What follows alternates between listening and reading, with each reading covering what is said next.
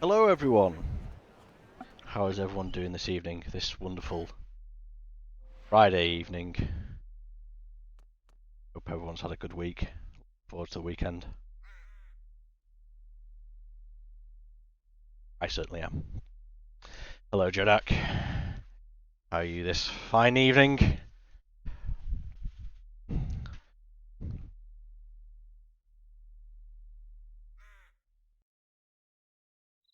Oh, hang on. Haha, I had that emo only mode on. There you go. My bad. Sorry, I left it on for security reasons. Everyone should be able to chat now.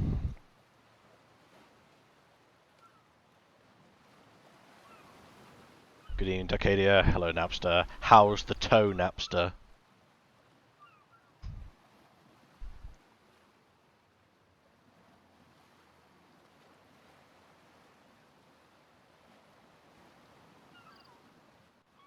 Ah, it is the Jagex stew. Not just a Jagex stew, the Jagex stew.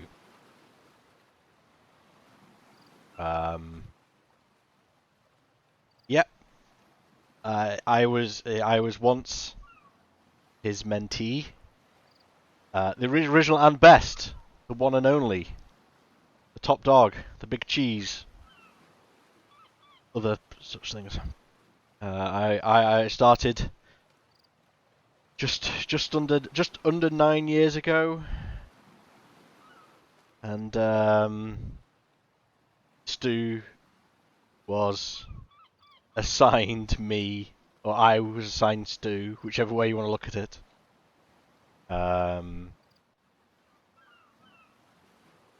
It's almost 9 years. Yes, it would have been 9 years in November. It's not far off. Yeah, it's almost 9 years. But yeah, I started. Tried to get through the training. Got through the training, and then the first bit of content I was given was this mini quest. I'm gonna play through. I've already said I wanted to play my first mini quest, and it's only taken me 9 years to get the prerequisites to play this mini quest. But up until about 4 weeks ago, I was still quite a few quests off. I have a look at the quest log here for it. It's got these two quests: Blood Runs Deep and Ritual the Measurat. These two are very lore embedded quests. That's fine. You've probably played games that I've not played, so it's fine. I mean, you could play RuneScape and pay Stu's wages. That's true. Good point, Jonah. But these two quests basically have a huge quest chain. These two are big quest chains. Like for, I mean, Ritual the Majorat has. Oh, I can't. It's jumped me straight to the quest log for it. Okay, cool. It has many quests, and then each one of these has more and more quests attached to them as well. While Gothic Sleeps is another one that has many quests and requirements attached to it. So for the last, I mean, that is the point of quests. Having long chains of continuous storyline is great. It's engaging. The problem is I spacebarred through most of it because I was trying to speedrun it because I realised, oh no, I want to get this done before I leave. So I was like, oh no, must get through the quest as quickly as possible. So I kind of read over some of the text. Went past me. Some of the storylines are pretty good. Like Ritual Majorat quest is pretty good, and that's a bit of an understatement to be honest. You didn't even know there were quests. I mean, a lot of people just see it as a grind game. That's fine. Like if you just want to level up, you want to go around hitting a tree for 100 hours. That's what you want. RuneScape's got that for you. I mean, you're probably not wrong there, Proton. You're probably not wrong. But I just realised I've been demonstrating something else I worked on in the game, which is the ability to jump, click on quest requirements there. I added that because it was annoying me. So I was like, let's do it. Yeah. So I made this quest. It probably would have been beginning of 2013. Ritual Management feels like an end of an era. I think that it's because it was basically the pinnacle of that storyline. Like it reached that's why a lot of people remember it like you do there in your Heartless. You reach that point and it's like, yes, that the fight at the end of Ritual and Majorat was beautiful to watch. Like watching the Barrows brothers teleport in. I was like, oh, that's sweet. Love that. That was great. Spoilers, you've not played it, lol. But I hadn't played it until a few weeks ago, so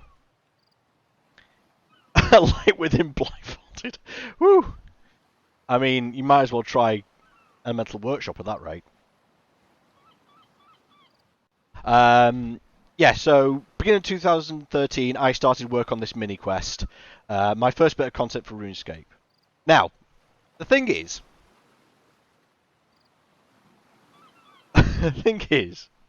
until about a month before my interview, I hadn't played RuneScape. Someone referred me. Someone who worked there was like, "Hey, why don't you try playing?" I was like, "All right, cool." So I did, and somehow got the job, which is great. But I was like, "Oh, I kind of need to know how this game works." So I started playing it. And I was like, "Okay, so I can level up stats, play some quests. That seems cool." And then I had like hit a few trees, as you do. Hit some more trees. That's cool. But then I was like, how do the quests work? If I'm going to be making quests for the game, I need to know how you play through quests.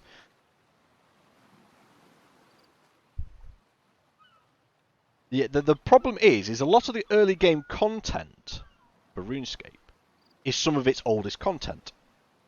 Hey, you're right there, Dark Idiot, yes. Minecraft Steve would be proud. So, I was trying to learn how a player would interact with RuneScape because I hadn't played it much before. So I did a few quests, and obviously these are quite older quests. Like, yeah, Cook's Assistant is a good example. So I thought, having played these quests where you click on something, you use something on something, that's just how the game works. Because I couldn't see any of the newer content because, well, one, I didn't know what it was, and two, I didn't have the stats or the quest requirements to access it. So I just thought most quests were go here, click on something, deliver it somewhere, and then I found out about one small favour. Which is why this mini quest, when it first launched, a lot of people were saying on the forums, I don't think I was on Twitter at the time, but like on Reddit, where they were saying, this feels very old. This feels like a very old school quest. Bear in mind, this was more old school. This feels like a very old timey quest. I like it. I was like, oh, that's cool, but I didn't know I was making it that way. Yeah, I'm a big fan of the point and click games. I mean, Monkey Island, work of art. Love Monkey Island. Did I use any Monkey Island in my content? Did I make any references to it? There's quite a few references in some of my content. A lot of them do get picked up. You players, you're pretty good at recognising when we make references to things. I'm going to say this, sometimes you do get it completely wrong, or we do something completely accidentally, and we go, yes, we totally meant that. No. Sometimes we didn't. Sometimes it's just like, secrets. But no, that's...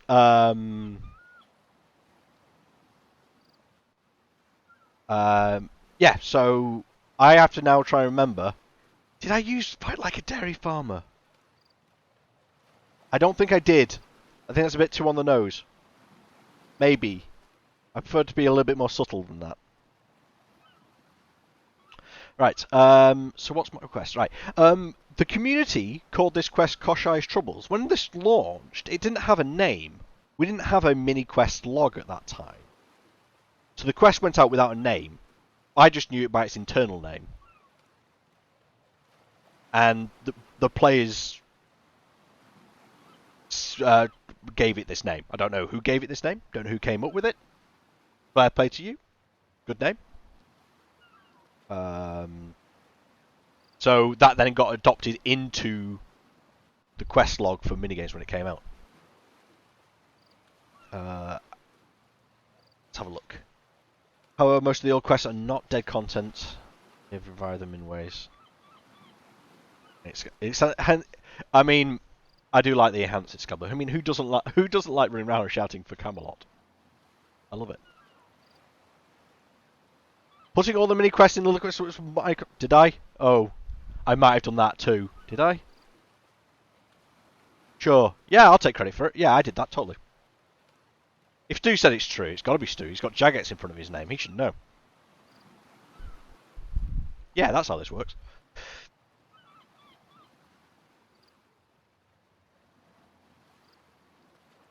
Yeah, because it wasn't until I was looking up the quest requirements for my own quest.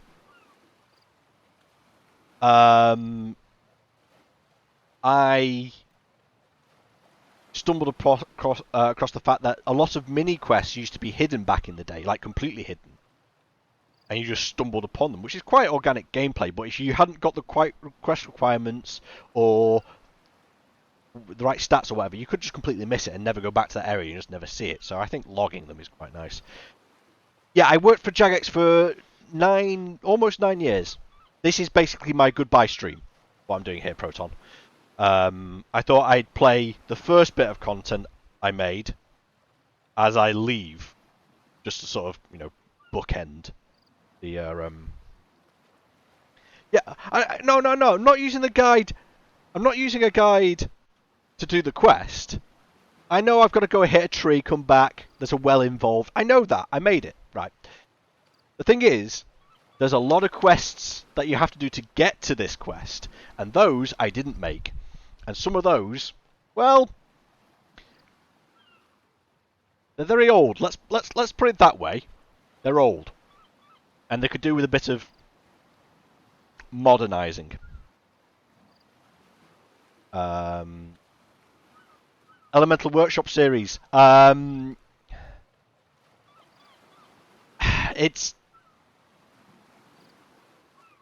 Elemental Workshop. I mean, I've got a soft spot for Elemental Workshop. I've been looking after it since the original creator left. I've not been able to do anything with it in terms of improving, like continuing the story for it or the puzzles, because various, you've got to be on the right team with the right time, and can we get it in the release? There's a whole lot of things to do with it. Would I love to have done Elemental Workshop 5? Absolutely. But it just wasn't to be. Have they forgotten about it? Absolutely not. Pretty much, I think it was one of our previous Jmods on Twitter reached out and said, who hasn't prototyped something for Elemental Workshop 5? And it is true. A lot of people have. What can we do with this? I'll get on to more on that later. In terms of the reason why I'm leaving, I needed to move to expand my skill set. I felt a little bit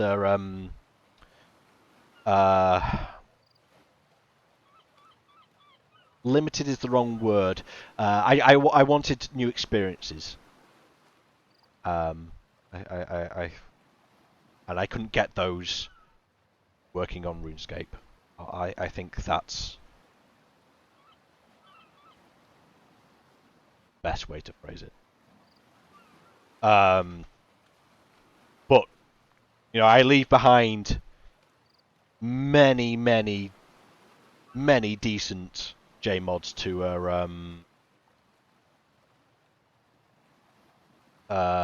to continue with it. We've got new Jmods who have recently joined. We've got a lot of the old school. Stu's been I think Jagex Stu, who's in the chat, I think he stood in Cambridge and they kind of built the studio around him.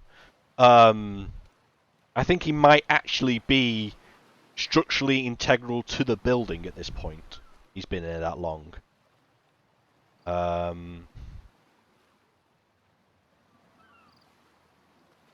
You operate tower cranes. That's a cool job. That's a cool. I'm a programmer, so I don't have to climb anywhere high, I guess. Right. Let me get this started. Right. If I remember how to play my own quest correctly, you have to talk to this guy. The problem is, it looks like it's gone straight to the dialogue tree, because I know that this dialogue tree was changed because of other quests which came in after mine, so I was a bit worried that I was going to get lost in a dialogue tree here, but check that. 15 years. 15 years. He's been at Jack. Right. So when I joined and started working on this quest, I had to learn what the ritual of the Mazrat was. I had to learn about Blood Runs Deep. I got taken to a meeting room with the almighty Mod Osborne, who gave me a crash course in RuneScape lore. And then I found out I'm working on this Koschei character. And then before I know it, I've gone from learning the tools to dev in the game to Russian folklore. And I was like, what? How has this happened? How has this happened to me? How have I gone from learning a programming language to being inundated with Russian folklore and how this works? So the story of Koschei the Deathless is based off I think it was Russian. I say Russian. I think it was the Koschei there. So a lot of the quest is based off similar points from that story.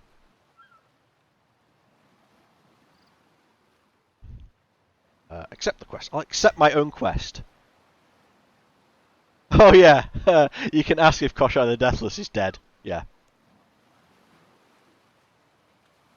Because I think, isn't it the end of Blood Runs Deep? He says he's dead. You think he died and he came back? I think it is. I've only played it recently.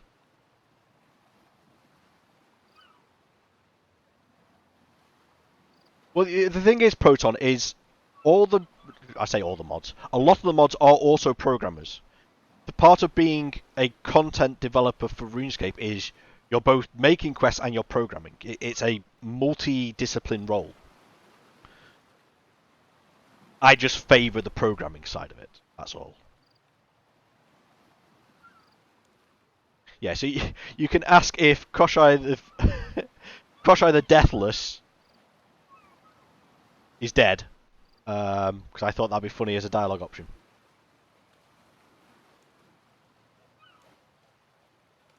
Yeah. So the story is this character, Koschei. Then you watch Dark Crystal. Stu's there, like, no comment. He's got a bit of a problem. You have to go down here and talk to him. You might also notice I'm carrying the Balmung weapon because I know I need it in this quest. Shockingly, I know what I need for my quest. Hope. Embarrassing if I don't. So, I actually really like this area. This is the fight arena where you fight this guy as part of Bremenic Trials. Rightly, that's been a few years since I've done that, that's for sure.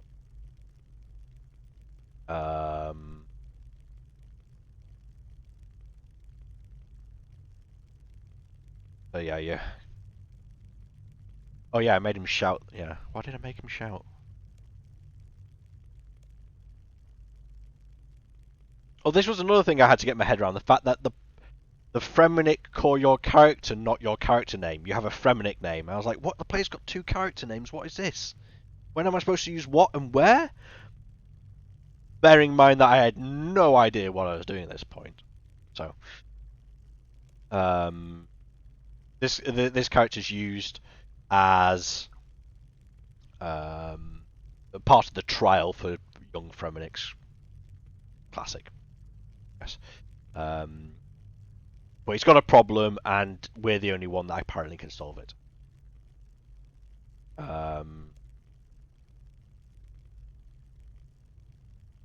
Lartin. Nice. I think mine's Baltin. What?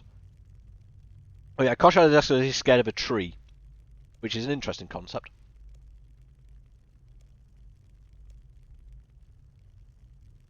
Oh, yeah, sorry, I didn't mean to suggest that, Koschei. Sorry, not scared of it. It's Koschei the Earthless. I mean, this would be a cool play. I mean, look at it. It's got, you know, torches and everything. I always used to think these used to look like Lego bricks to me. Like he just liked Lego, so he made the floor out of Lego.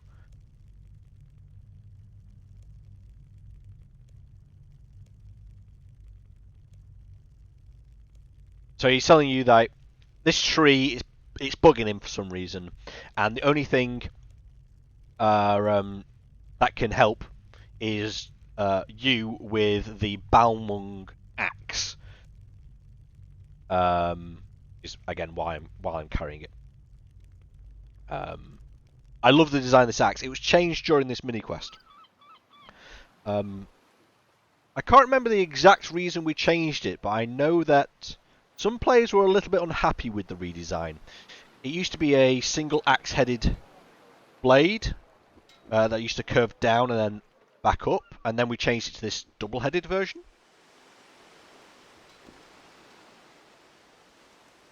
I mean, you're not wrong, actually. You're right. Lego's made in Denmark, if I remember correctly. Now I have to remember where the damn tree is. Pretty sure it's over here. Yeah, this is it. Yeah, maybe we just found a new Easter egg that no one knew about. Who knows? Now, this damn tree caused me all sorts of problems. Because shockingly, I don't know if you know this, Balmung isn't designed to cut down trees.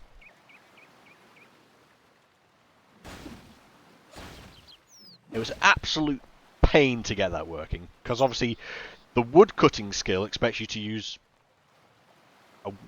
the wood cutting the hatchets, not a Balmung. So I couldn't use the same thing. It was a nightmare. So yeah, you cut down this tree and you get this little chest thing. Can't remember. Do you open it here? Or do you have to go back to Koschei? I think you have to go to Koschei first. Yeah. It's been, like I say, it's been literally 8 years since I made this quest, so some things are coming back to me. Some things I might look like an idiot and forget, even though it's my own quest. Oh, Stu, your wit. It is forever.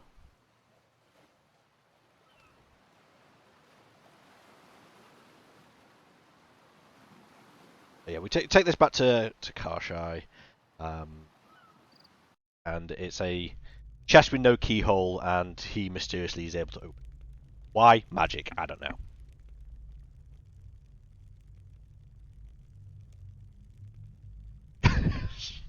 Sorry. I'm pretty sure I know the next line. Oh yeah, yeah. Sorry, I'm making like 8 year ago me is now making today me laugh, and I find that rather amusing. Yeah, if in doubt, magic.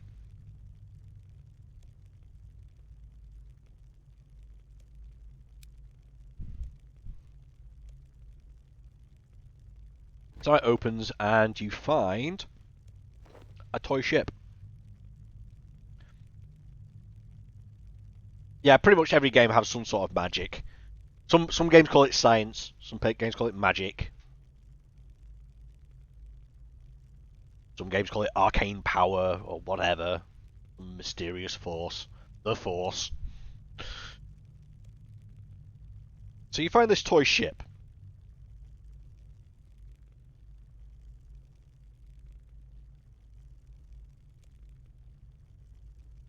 My last day is officially Monday. However, I'm on holiday till the end of my tenure at Jagged, so my last day in the office, for lack of a better term these days, was last Friday. So I am both officially and not officially done, depending on which way you want to look at it.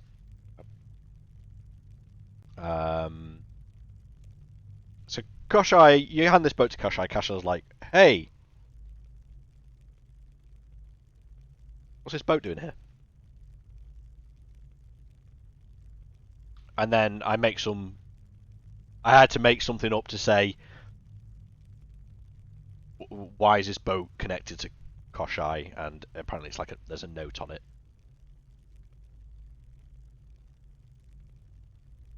I have no control over that. Sorry, Proton, but nice try.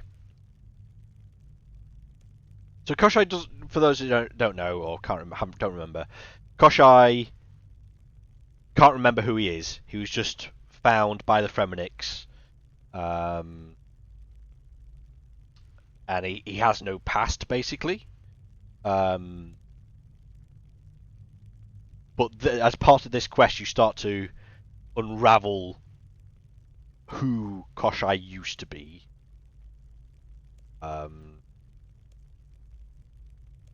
So you have to basically following the storyline to uncover the past and find out who Koschei really is. Yeah, I had to find some way to make use of the boat, and I was like, okay, make it float on water. I was like, oh, there's a well in Relica. Completely forgetting there's an entire ocean right there. I chose the well.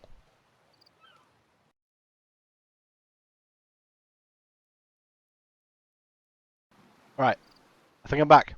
Maybe. Yeah, my internet just went, but. So, sorry, I don't know if I missed anyone saying anything, chat, but I did see someone say, feeling the XP waste, and you are 100% right. But you can thank my internet provider, who has never cut out on the middle of a stream before, till I needed to do an important stream, and then decided to... Yeah. Where were we? Oh yeah, I was saying how...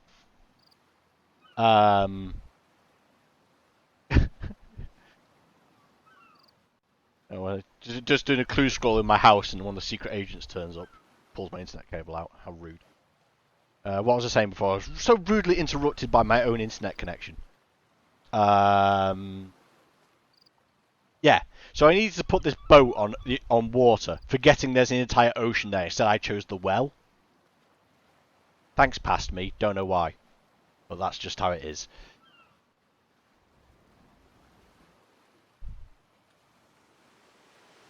It's a freshwater boat, maybe. I mean, Janet says it's not a saltwater boat, so yeah. Yeah, so you can. Oh look, we've got the polar bear event. Yes.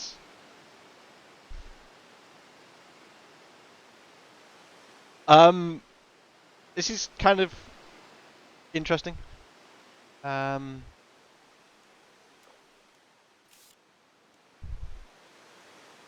Oh, hang on. I wonder if did someone remove my Easter egg? That should have had a unique line of dialogue there if the polar bear was there. And that polar bear animation is really not working. Get on it, Stu. You should fix that. Yeah, it used to have a line of dialogue in there that if the polar bear was in this well when you try to use it, it would make a joke.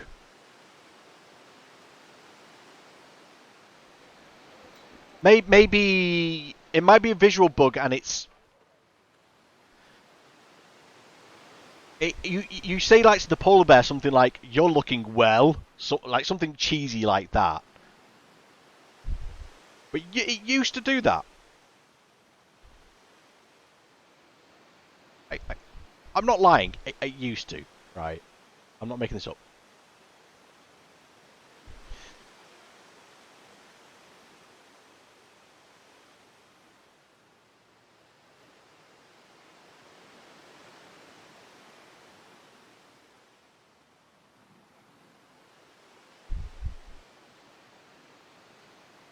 Maybe it was for the last 9 years has been a fever dream. I've never worked for JX. Maybe that's it. Maybe that's it. And you were there, and Jagex Stu was there, and yeah. So yeah, I'm sure you made some crappy well pun if you used it while it's there. So not entirely sure what was on that. So you get this little jewel from the boat because that's where you get jewels from, and you take it back to good old Mr. Deathless over here. He's like, oh, a jewel, sweet, give me.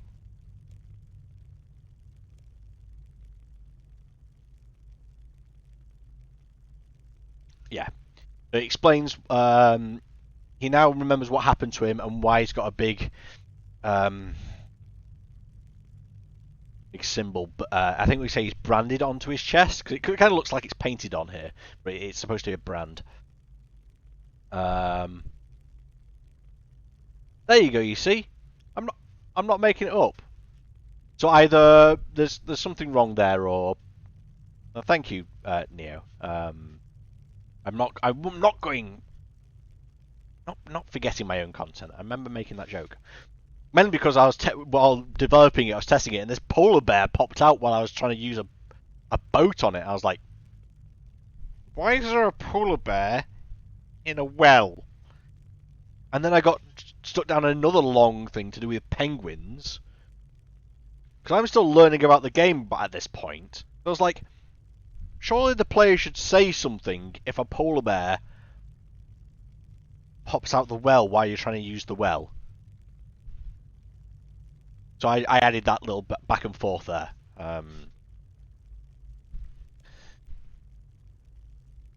Yeah, so he gets this Zamarakian symbol branded on him.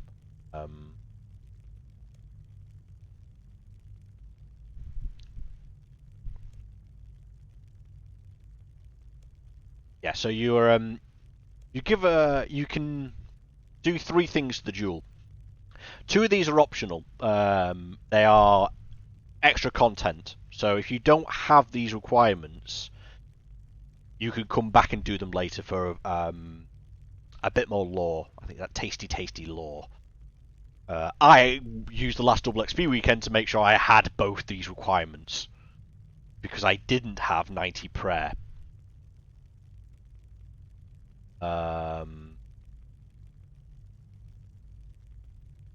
You're not. The thing is, right? The translation, the localization team at Jagex is top notch. As long as you give them the heads up, they'll make it work. There's a few things that obviously don't translate well, in terms of like puzzles that rely on wordplay can be a little bit tricky, but puns and stuff they'll find something else in. Like it's something that's overlooked by the majority of players because most people play in English. But the localization team, full marks of them. I mean, we threw some terrible puns at them during our time there, and Stu will continue to do it for many years to come. But yeah, the localization team, you should give them a shout out because yeah, they are they're great. They're great. The Brazilian localization. Nice. So by doing the 3 different actions, you change the colour of the jewel. What that symbolises, I should know. I made it, but I don't think there's anything. I don't think there's a link between the colour and stuff. But it's just to signify that it's in that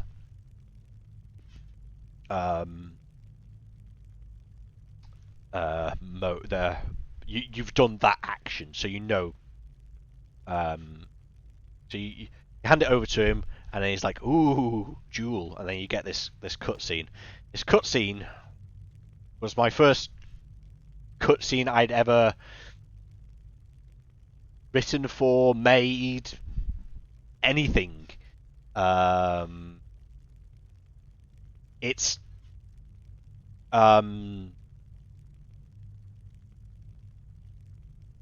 yeah, it was because I was still getting used to the tech.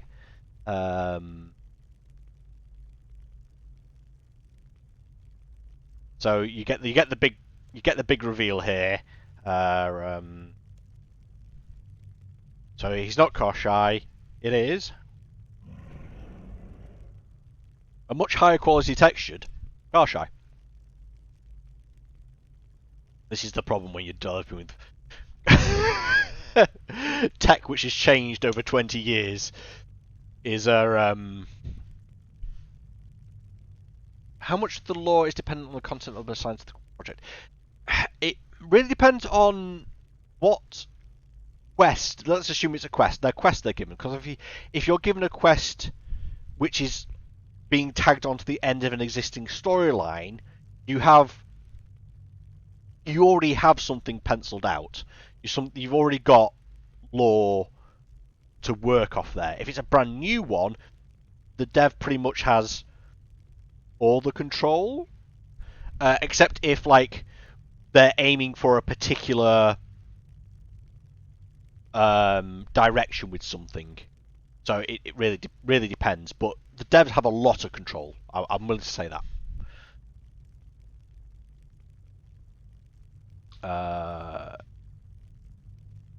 Unify. Yeah. Multiple. You had multiple threads here because like I say, the prerequisites for this quest are blood runs deep and ritual of Majorat. Ritual of Majorat involves Stone of Jazz, the Majorat, obviously. And then you get introduced to this Majorat, who was thought to be missing. You get. I've only recently played through the quest, so I can't remember this, but in one of the quests you get a book or a parchment or something that lists all the known Majorat and if they were killed during a ritual and what their state is and if they're known where they are and things like that. I'm pretty sure Koschei's there is like, it turns out, here all along.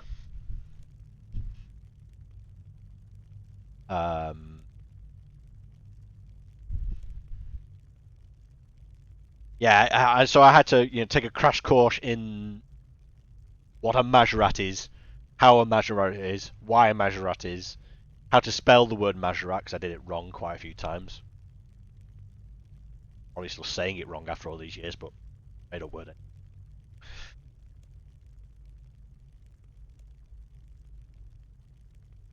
So one thing I did like to do.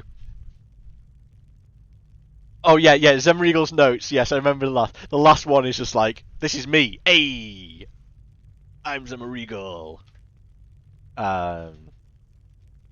Is depending on the colour of the jewel you hand him, the jewel in his crown changes colour, and on the model here.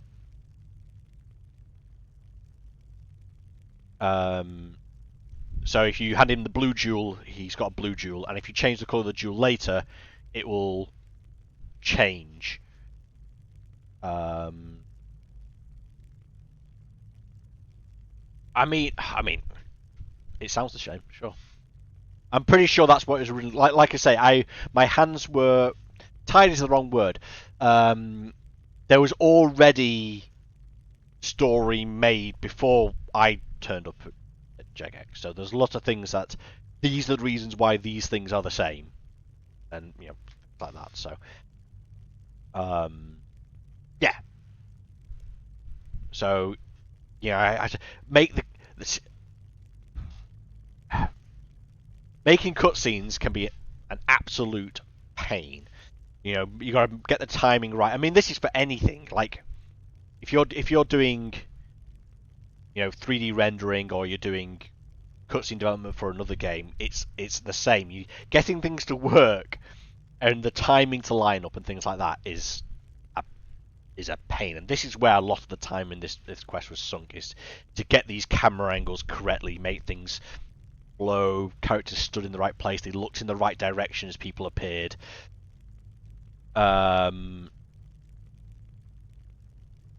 Is there a reason the new Balmung isn't tier 80? I think the reason is at that point, I mean, tier 90 weapons weren't out. I think there was a limitation of how far they wanted to take the combat rank. I think what did we make it then? Was it 75 or 65? I can't remember now. Yeah, we have a lot more control over it now, but yeah, when you need to get characters to talk to each other, there's a whole slew of problems. I know some other games just avoid this by just not having the player character look at the NPC they're talking to during a cutscene. I've seen that before. You stood there looking at a wall while the other two characters are talking. Whereas you see here, you've got Majorat teleporting in from whatever they were doing.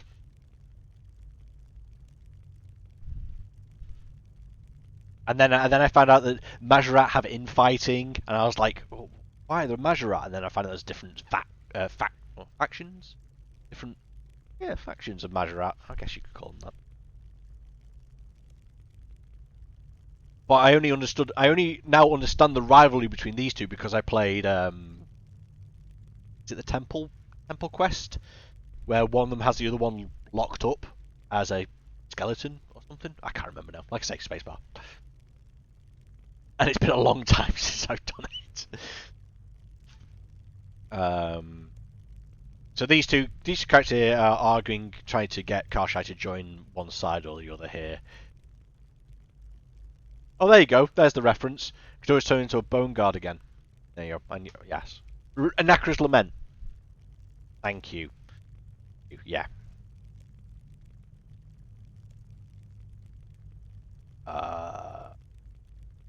You get extra dialogue if you try and say something. I'm pretty sure they tell you to shut up or something if you try and talk.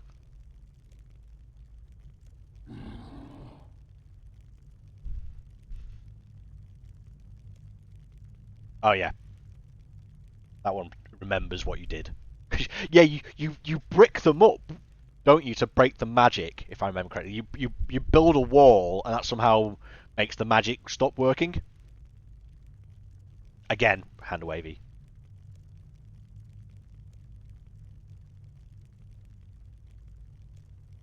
I really like the quality of the animation on our chat heads, by the way. Our animators are also top notch.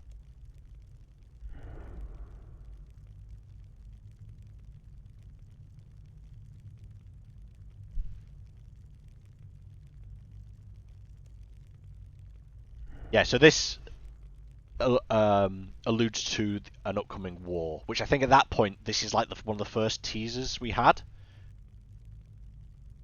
for this upcoming war.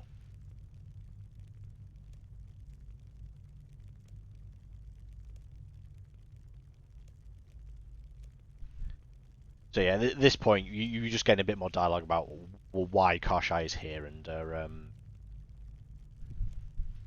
I think this is where he buffed Balmung. Yeah, that's right. That was a pain. I had to make the player unequip it because ripping it from the player hands causes no end of issues.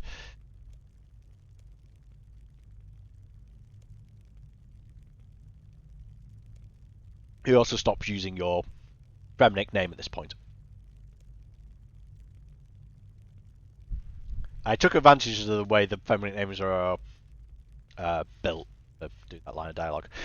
So this is the one thing I actually really like about Balmung, is you can change the colour of Balmung by changing the colour of the jewel. So you see it's a blue. Oh, hang on.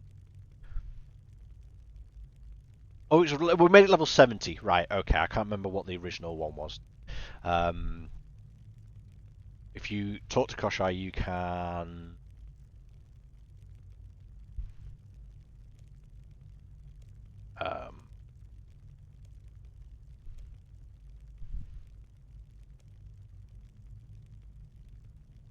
Right, okay. I think that was the long dialogue option there.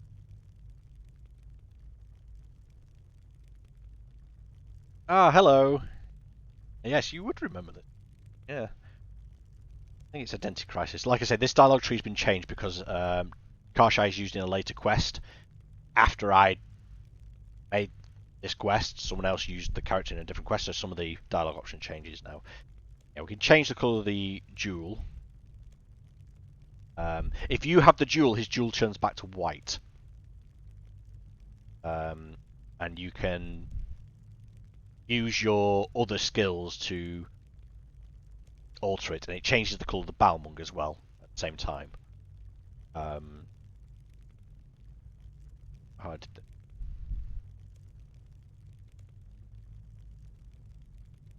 Sadly, the see now his jewel's red and the one in the head, but unfortunately the texture has to swap, so it does that bright flash of white between. This stream will be stored as my VODs for 45. It's either 30 or 45 days. I can't remember what it is by default. I might download and save the VOD, and I'll probably stitch, because we had that break in the middle where my internet dropped out. I might stitch the two together, and then I'll keep it on ice, and I might upload it to my YouTube channel. Because I know that a few people that wanted to be here tonight can't be, which is a shame. But unfortunately, time zones aren't friendly to all. My time at 7 is Australia's 3 in the morning. But the VOD will at least be up. I'll leave the VOD up.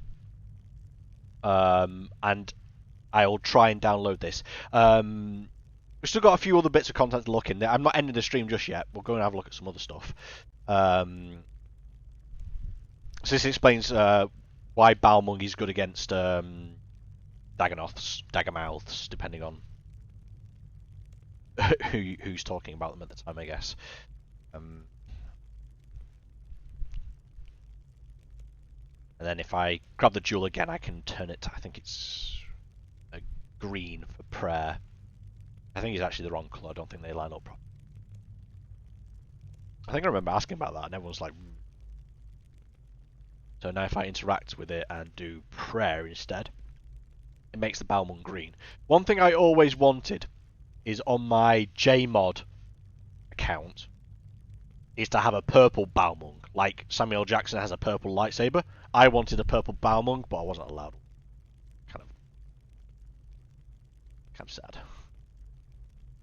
Yeah. Oh no! I've already done. Oh no!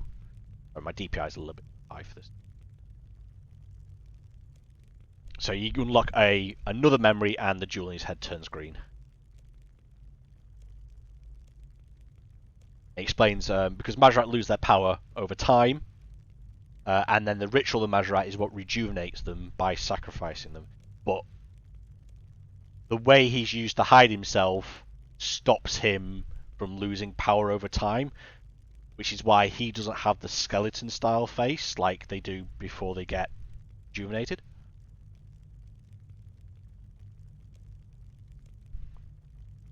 At one point we did have a the LARP safe version of Balmung in the office. I think it's still there.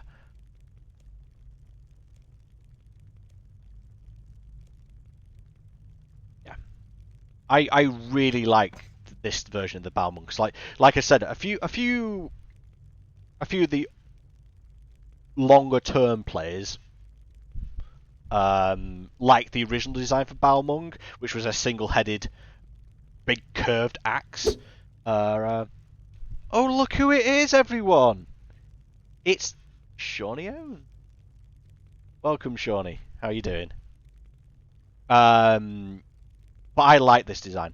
I really, as a concept, I think it's a beauty. Um,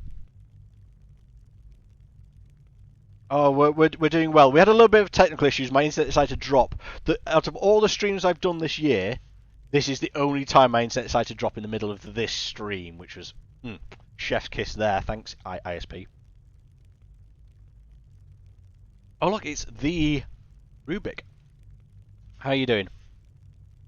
So yeah, this was the first bit of content I added 8 years ago, ish. It was the first time I'd done live programming for a live game or scripting for a live game. First time I'd done cutscenes. First time I've done dialogue for characters. First time for everything, basically. My previous experience in the game industry was I was QA, not at Jagex, at a different company, but I also did programming in university, so I was already familiar with how code runs. Well, this was my first time doing anything like this. Is there anything I'd change about it? Well, if I was to make it now, one, I could probably do this quest in a day, and two, I'd probably use some of our new camera tech to make the cutscene a bit more interesting.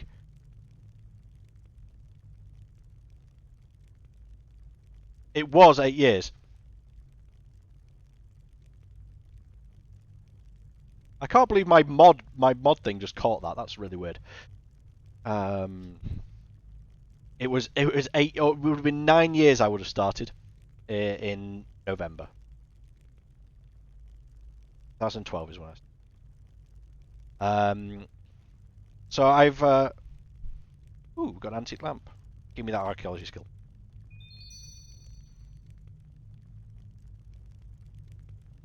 That's not because I don't like doing archaeology. It's just that it's my lowest skill on it. What does everyone think of the archaeology skill, by the way? I quite like it. I like the puzzle aspect of it. The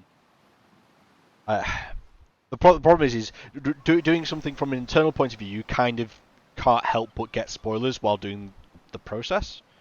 But I still enjoyed going through it on my own account.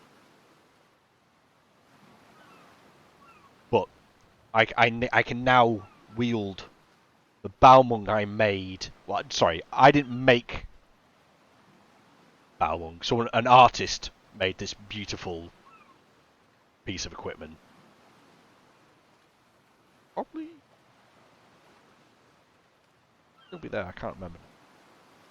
But so that's the first bit of content I added. What I thought we'd do is we'll go and have a look at the aquarium. Talk about the aquarium.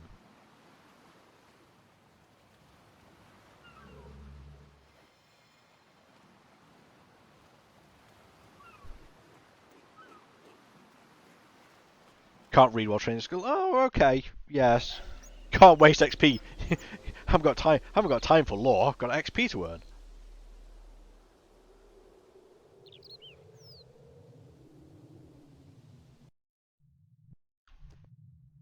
So this is one of the other bits of content that it's a lot newer. I can't remember what year the aquarium was made, but I think it's probably the last addition to the player-owned house system we had.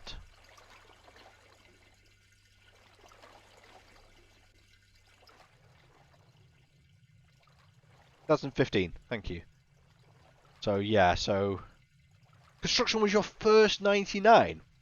Wow, dedicated. As you can tell from my beautiful cape, invention was my first 99 deliberately. But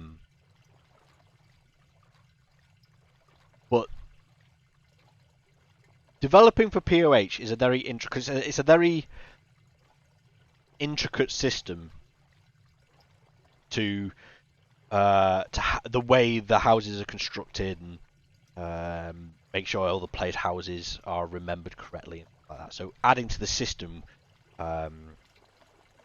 it's a whole new ball game in terms of development. We wanted to do something quite special for the aquarium, and between the almighty Mod Osborne and myself, we came up with what eventually became this underwater environment you could design. And because I'm totally creative, because I'm a programmer, I built everything in straight lines. But in theory, you can place things everywhere here. Unfortunately, NXT has done... Sorry. The newer client has done a bit of a number on some of the graphical effects that we had set up, because at that point we only had the Java client. So the caustics on the ground here probably don't look as good as they could do. But having all these sea creatures swing around you, I think that took a lot of effort to try and get that working correctly.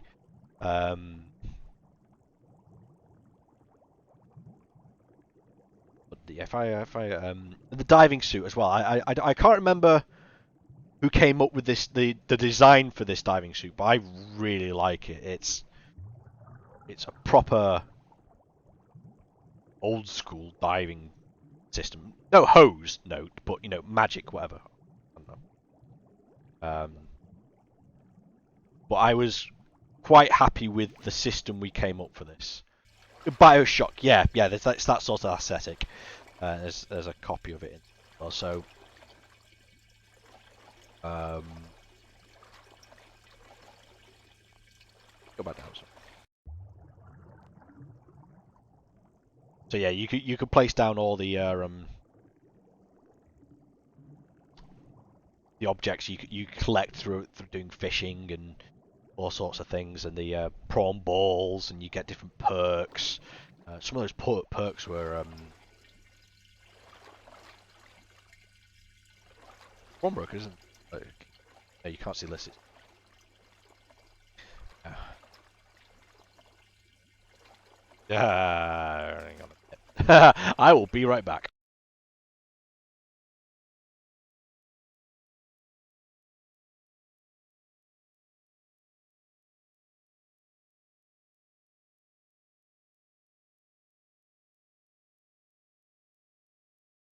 I am back.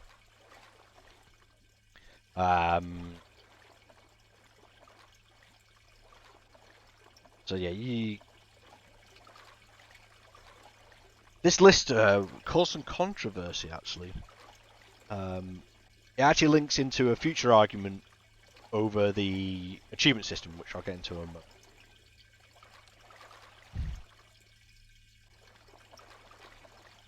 But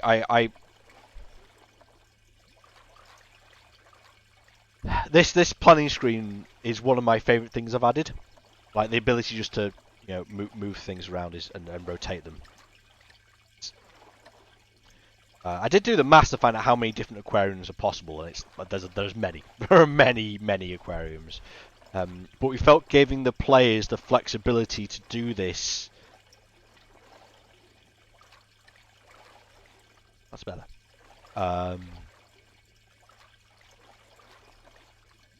Just gives it that edge. It allows them to be have the house a bit more customizable than just the hotspot system, which everyone is already used to. So this gives them, full flexibility over where and what you have where and how you rotate it. So you make it just as you want. As some of you may or may not know, I think it may also have been 2015, it might have been 2016. I did do a demonstration on a similar system, working on the entire house. I did do a prototype which allowed you to place anything anywhere. As you've probably guessed, that never went live. It was a big overhaul to an already existing system, and that has to be taken into account with, you know, how viable is it? Have we got something that we are better to work on than another thing? So there's a whole bunch of that. So unfortunately, the video for it is out there. It was shown off at a... It was a big live stream. Because I remember like there was the big names of RuneScape were there, and I can't remember.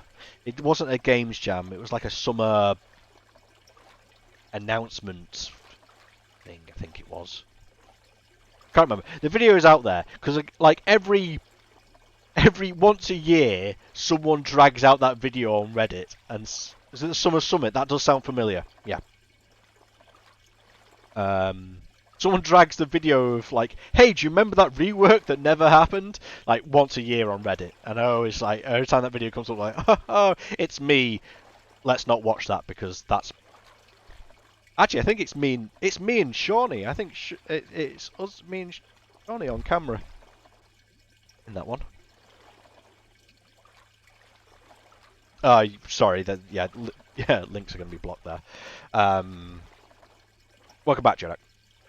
You know the rules, Jodak. You of all people should know the rules. If you're eating, you have to tell me what you're eating.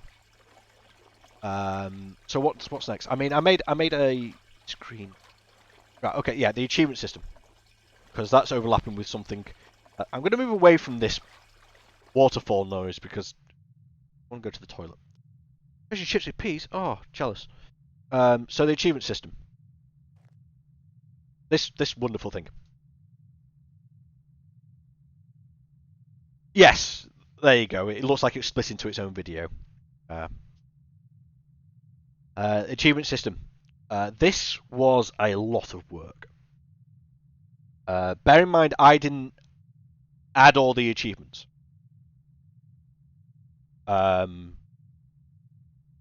We just built a system to bring them all into one place. For a lot of the dev time, it was just me, and then another mod was brought on to help with the getting it, you know, that little push live, because it went live and it unfortunately did have a few problems, a few UX issues, and so we added extra symbols here to help clarify what was what, and new tracker screens and stuff like that to help you keep tabs on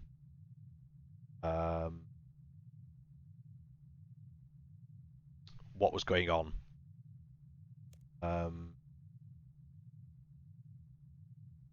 But the achievement system was a big project, and at that point, I think it was literally just me on the team that was doing it. Like it was just, and then Deb joined me later, if I remember correctly. But now, you know, people have a way to track their progress to completionist, which was one of the objectives of the project. Like, I'm a completionist in other games.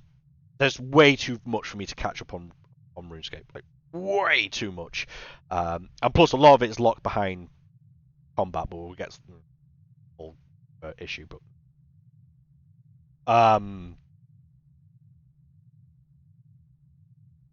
But being able to see at a glance, okay, what can I do, what can't I do, what I've already done. And this system allowed you to see at a glance, okay, I know what I can and can't do here. But this links into what we saw with the fish list is I did research into other achievement systems in other games, in other even in other hardware. So I looked at stuff like, you know, how does Steam display them? How does Diablo 3 display them? How does Final Fantasy display them? How does Defiance display them? And all these other MMOs to see how they displayed. And one thing that was consistent throughout them is you light things up when you completed them, like on a board, like ding, you've done this. But a lot of people thought it should be the other way around. It should be light until you've done it, then it goes out to show it's completed. And this boggled my mind because I was like, I've never considered using a list like that. Because when I've been achievement hunting in other games or on Steam or whatever, most of the time the icon for it is grayed out. It's disabled. You haven't got it yet. And then when you get it, ping, it lights up.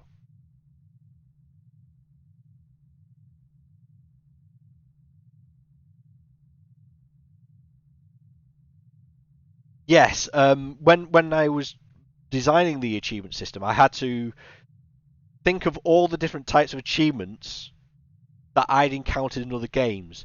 So things like a bar that fills up, you've got to do something 10, 20, 1,000 times. Or maybe it's an achievement where it's a multi-step process, but you could do them in any order. Or maybe it's a multi-step process which is in sequence. You have to do them in that order or it doesn't work. So I was like trying to build a system to cover all these things. But yeah, so that's why the achievement system is built as it is. It's had a lot of change under the hood since I last looked at it. Stu knows way more about it than I do at that point. But we go with the iconography. It's grayed out if you don't have it. It lights up if you do have it. It's red if you can't do it. Like for me, for completionist capes, I actually can do quite a lot of this, surprisingly. Probably because I've done a whole bunch of quests recently. Because obviously, in order to be ready for this stream, I needed to be have the prerequisites for Koschei's Troubles, which means for the last 3 or 4 weeks I've had to speedrun a bunch of quests, which obviously has opened up a lot of other quests as a result, which is why a lot more of this is probably more I can do.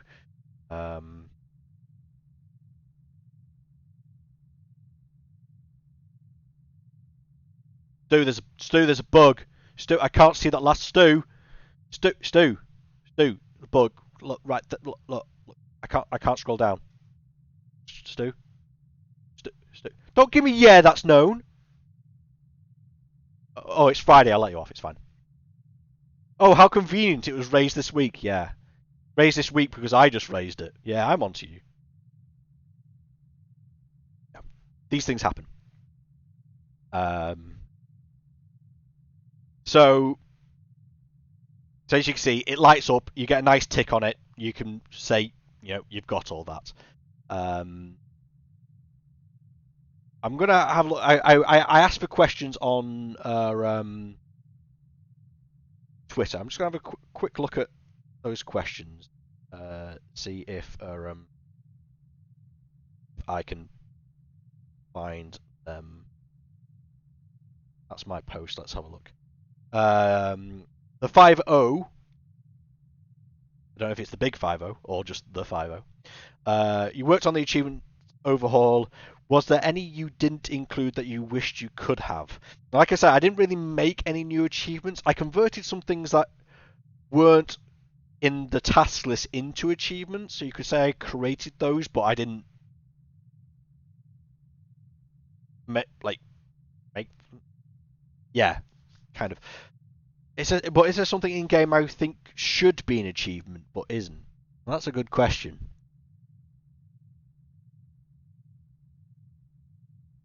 Because, like I say, I'm a completionist, so I feel quite strongly about achievements. And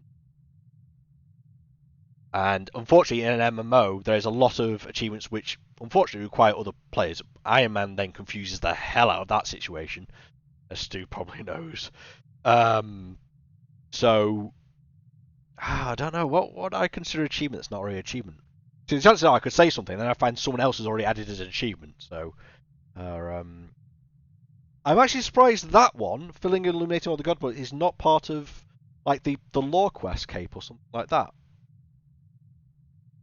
Feels like something that would be attached to that.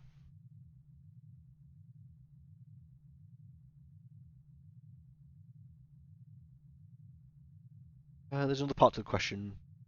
Oh yeah, aquarium. He asked about the aquarium.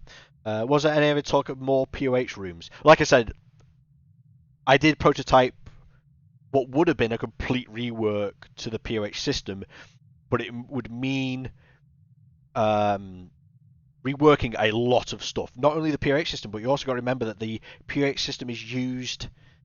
Is it in Love Story? Is it Love Story, the quest that involves the POH? It's yeah. I remember that was a problem. Like that's the thing when you're working on an MMO. This Clockwork Syringe is yes. When you're working on a game like RuneScape, is I just want to change this one thing here. It's totally self-contained, right? Well, no. Even the POH, which essentially exists in its own square universe, isn't self-contained, and this affects the weighting of how much effort it takes to make a change. Some things are easy, some things are hard. Some things that look hard are easy, and vice versa. You don't know till you try it and then go, "Oh, I've pulled on this thread. Oh no, put that thread back. Put it back. Put it back. Put it back."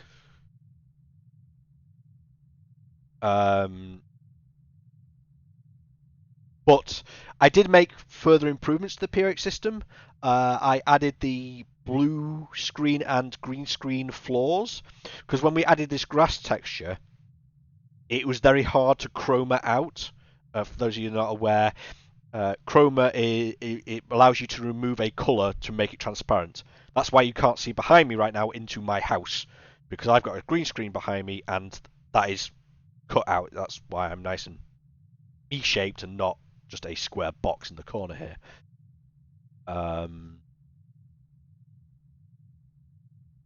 on. Spaced Viking has a question. What thing would you have most liked to update if you had the chance and no limitations? Let me let me just choose my phrasing carefully here. Stu knows where this is going. Like I said, I had to play through a number of quests to get here. It wasn't as I played certain quests, I realised how old the mechanics of those quests are. They needed updating and they needed modernising. If I'd played through up to my own content a lot sooner, I would have uncovered this a lot earlier and then gone, right, something needs to be done here. Something needs to be done. I'm not going to name which quests, but I'm pretty sure you can work them out if you carefully enough. Like, yeah, some quests are clunky due to the necessity of the game. For example, Element Workshop 3 was a prime example of something that was very clunky because of the tech that was available at the time. And when I played through Element Workshop 3, because I was given, curatorship of it, I thought, I better actually, play the content so I know what's going on. And then I played Elemental Workshop 3 and I almost tore my hair out. I was like, no, this needs to change. This needs to change. Yeah. Even with a guide,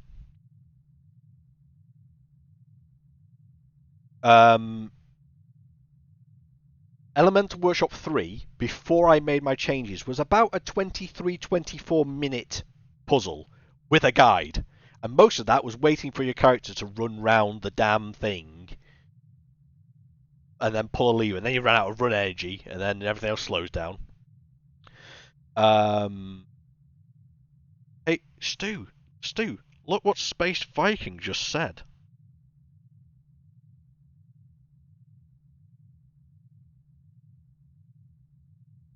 Yeah. What was I saying? Elemental Workshop 3. Yeah. With the that with the rework, well, I say rework, the puzzle itself did not change. Like, nothing about the actual puzzle in terms of difficulty changed. It went from being a 23-minute solve to a 6-minute solve. By adding the interface to control it, so the puzzle didn't change, but you didn't have to run around the puzzle anymore. And in the original version, if I'm remembering correctly, when you told the pieces to move, it would move each piece on its own, one at a time, just and the other change I made was to make it move all of them at the time. So if you moved a row of pieces, they all moved at once. Also, the way those pieces move is completely hacky. Stu probably knows how they're done. They are, yeah.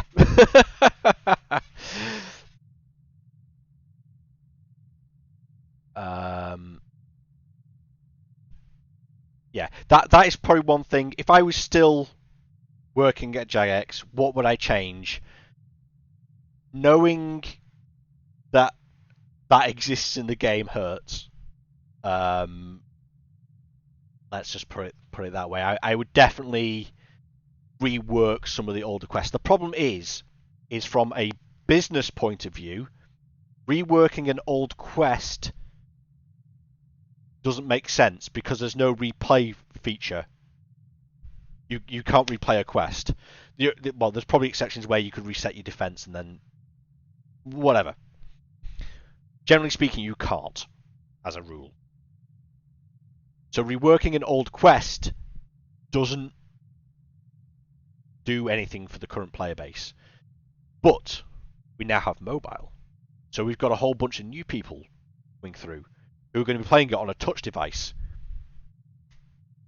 That's a good opportunity. That's a good reason to do it. And yeah.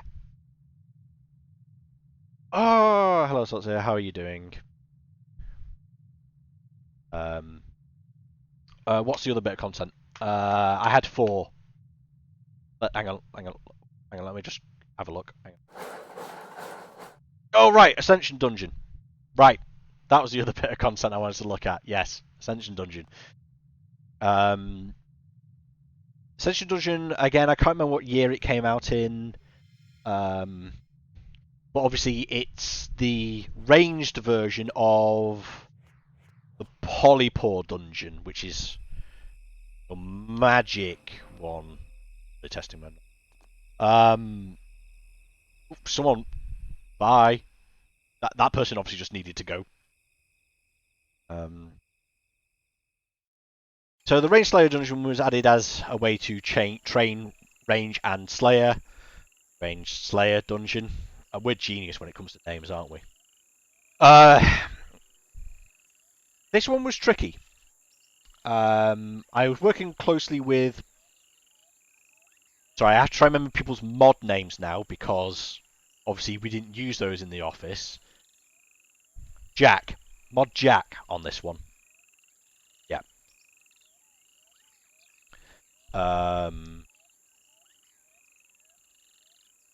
So he did a lot of the lore base for this, and I did a lot of the... Oh, I did the actual NPCs. But the NPCs themselves were based on a previous... Like, someone had already fleshed out... Like, this is sort of what we want to do.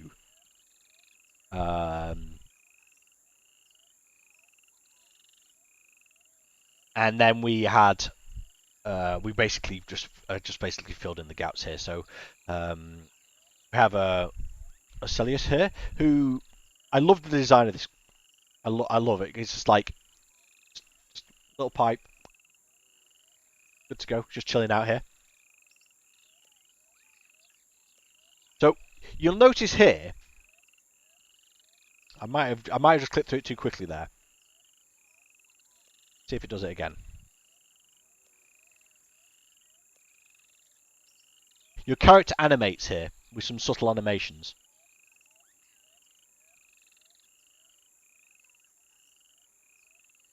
These were added at the same time as, I believe, this content.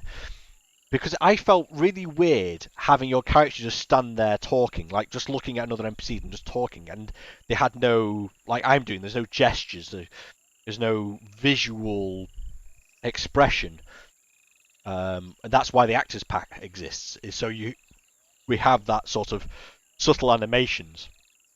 I think this is the first time we used them.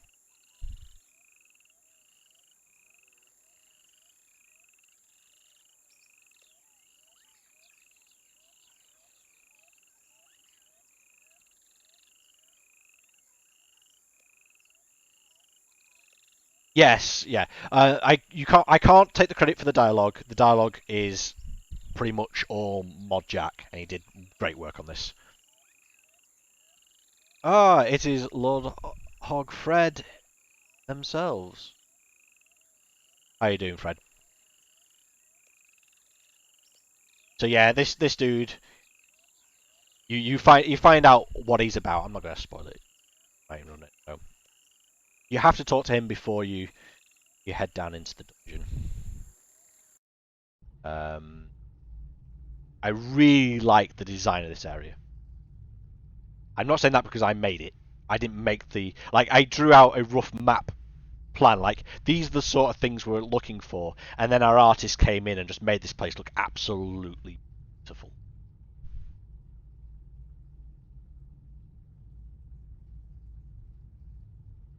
Yes, this is a there's plenty of well-known faces turning up tonight. I'm all glad you're here. I'm very happy that for the people here who have come to this stream. Yeah, yeah. As I was saying, like Fred made some outlines of what these NPCs, like what the plan for them was, and I'm gonna let you in on a little secret here for the people that are in this chat. Is these all the NPCs in here were originally based on chess pieces, and if you think I'm lying or making it up, there is one bit of evidence in the game that still remains to prove my point. Gladius is a knight. You are 100% right. Gladius was the knight. Wait, hang on. Wait, no. Yes. Yes. I forgot the names of your own NPCs there for a moment. You got these little dudes. The Rorius were pawns. The Capsarius, they were bishops. The Gladius were knights, and the Scutarius were rooks or castles or whatever your local name for them is. The one bit of evidence that remains is the Gladius is a knight, and the evidence is it has a set pattern. Like all the NPCs in here have a quirk about them. So these Rorius here, as we can see from this wonderful demonstration here, because I am not doing combat, I am terrible at combat. They shout for help, and the other ones join them. They have like a cry for help. The Sarius, sorry if I'm pronouncing my own NPCs wrong, it's been a long time. Heal. I originally tried to get them to move diagonally, but RuneScape wasn't having any of that. I could probably do it now with what I know these days, but no. It basically meant if they tried to move in a straight line, they'd wiggle like that, and it just no, it's just no. And the Scutaris were rooks, so that's why they're the defensive,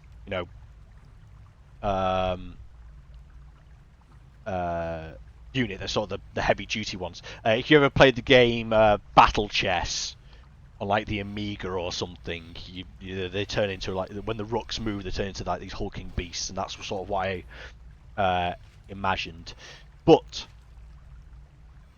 the Gladius has one thing about it which still makes it a knight, and that's its ability. when um, when you attack it, it has a chance to teleport away and then charge it. It tries to move away from you so it can charge at you. When it teleports away from you, it always moves in a knight's movement pattern. 2 and then 1. It will always teleport in that direction. It's the only thing from the chest design that still remains in the game.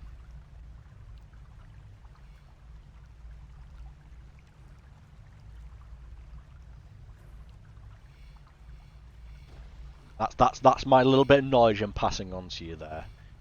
But yeah, I love the design of this. I love the design of the creatures. It's just this, especially in, you know, in the new clients with the lighting effects. This place just looks beautiful.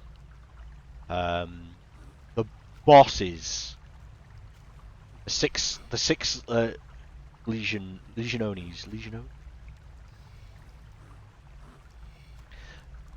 Oh yeah, the creepy Gothics. Yes, yeah, over the other side. I mean, I literally just tried to mod teleport over there, and I was like, oh wait, yeah, can't do that.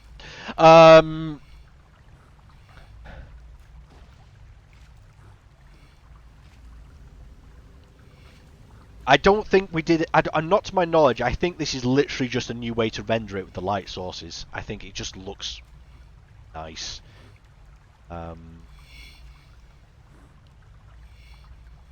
Yeah, it was a little bit more like regal, because obviously with the king queen from the chess thing, it was a lot more royalish with the purples.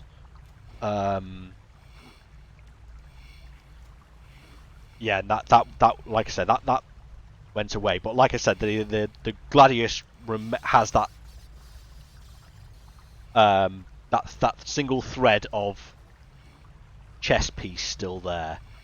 I'm not going to go and show it now because, like I said, that involved me doing combat, and that's just embarrassing. So I'm not. But I did have to check before the stream whether I actually had the requirements to go in here. Then I remembered I needed a Slayer level for something else. So, no, it's not a good reason to do it because I'm not one of these streamers that, you know, does stupid things for views. I'd rather not make an ass of myself, if at all possible. Occasionally it happens accidentally. If you look at some of the clips on my YouTube channel, then yeah, I will one of myself have a panic attack playing, you know, Phasmo, and I will look like a fool. But you know, what other bits of content can I talk about? Ports 2. Oh, hang on. No, sorry. I've got. Let me have a look for other questions. Okay, Edge RS asked the joys of adding content to the POH. We kind of went over that as part of Aquarium. Yes. Demon Hedge. I think that's how you say their name, Demon Hedge. It's got an A in there. But yeah, they wanted to be here, but they're on Australian time, so hopefully they'll catch this on the VOD. I did tell them it'll be up. So if you're watching, thanks for watching. They asked three things. What's your favourite piece of content to work on?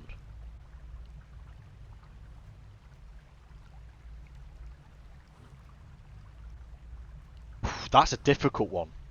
I think it's Aquarium. Overall, I think I'm happy with how Aquarium came out. I was happy I was able to push some technical limitations with that, with the whole movement player choice thing. I'm happy with how it was received. And it forced me to do construction. I don't know if that's a good or bad point.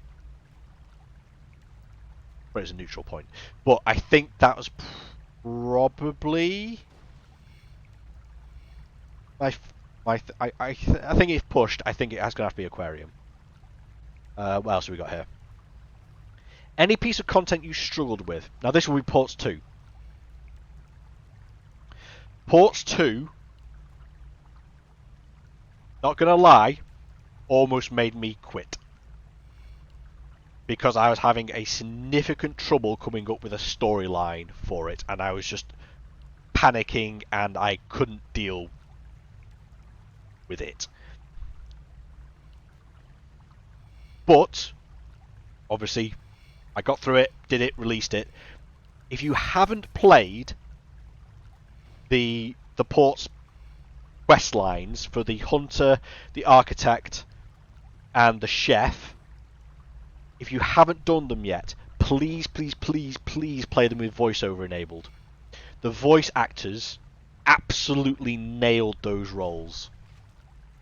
You spacebar! No! The chef is basically Professor Farnsworth. That's who that character was based off. I suspect if you wanted to, you could probably find a YouTube video with those in. I can't promise that though, but yeah, the chef was based off Professor Farnsworth. A few of his lines of dialogue are homages to Professor Farnsworth from Futurama's dialogue. I think one of his voice lines was something like, "Oh, I'm not going to go cook this. Well, this won't go cook itself," and then wanders off. Then the hunter also nailed it. There's also a reference inside that quest which was never picked up on. I checked the wiki just to be sure, and I think now is the time for it to come out. There is a creature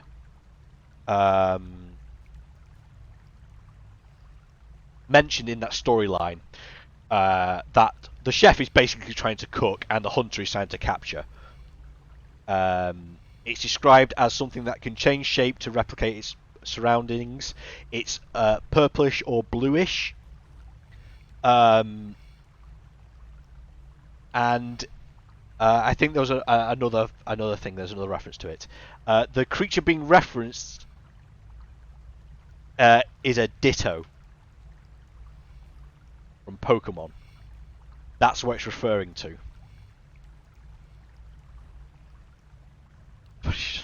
Should have loved bluish.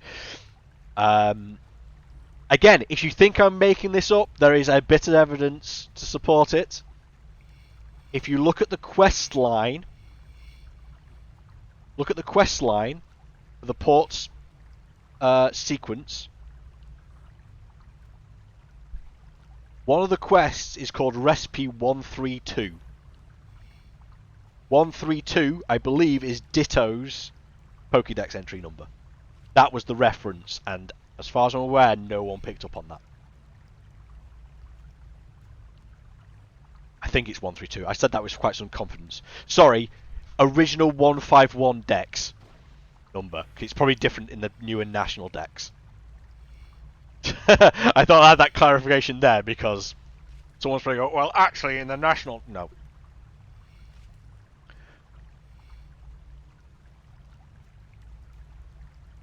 Oh, bread with everything. I love bread with everything.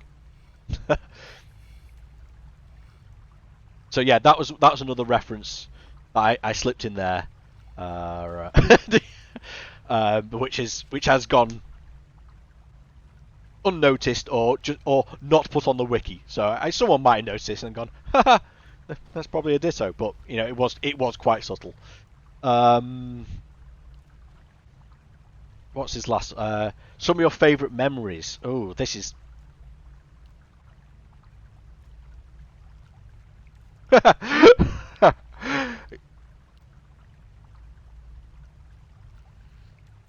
My favourite memories. Well, the meta memory is like obviously I met an awful lot of great people at Jagex. Some are still there, some are not there anymore. But they were great colleagues, got me through some rough times, we worked together well. Can confirm Jagex Stu is in fact a great person.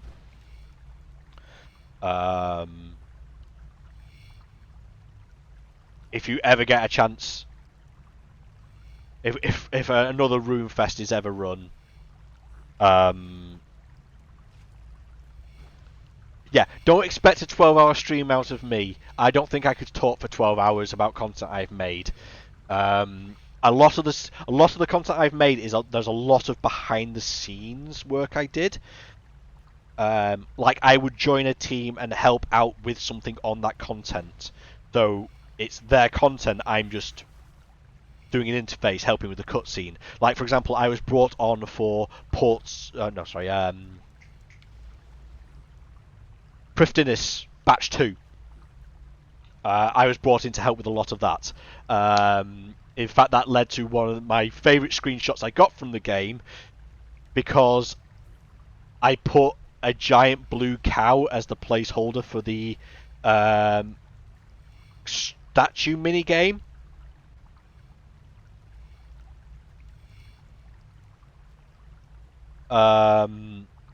Oh, thank you, Fred. That's very kind of you. Oh, yes, Stu is right. When I joined the team, I didn't know any of the clan names. I didn't know how to say any of the clan names. I probably couldn't now. So I refer to every single clan as the Mia clan. And then that word appears in Thor 2. The character, I can't remember her name, she calls Mjolnir Mia as it goes past her. I'm like, you stole my word!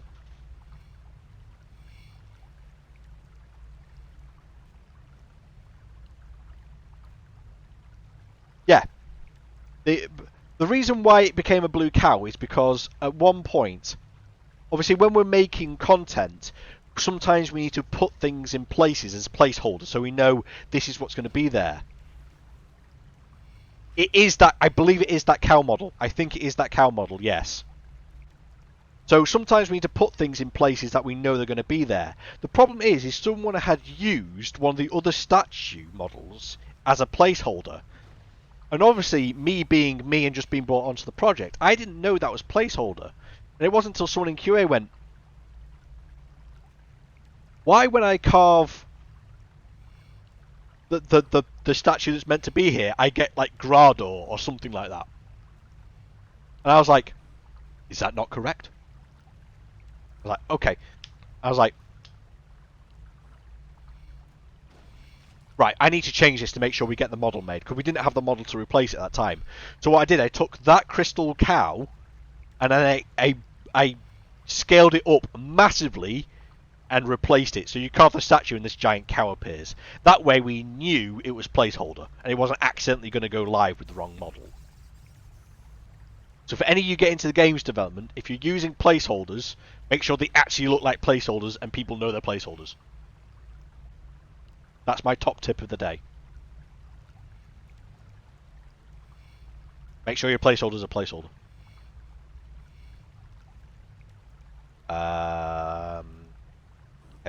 Okay, I've got a few more notifications. Let me see if... okay, there's no more questions coming through.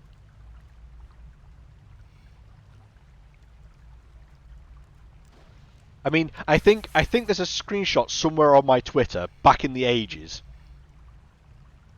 of a screenshot I posted of the development of that, with it being a giant blue cow, and it's got the gnome character who's the sculptor. That's the word I think I'm looking for. And I think the gnome character's doing his whole, we made a real work of art, haven't we? And there's just this giant blue cow there. I'm like, yes, that's getting screenshotted. That's going on Twitter. Yep, no doubt about it.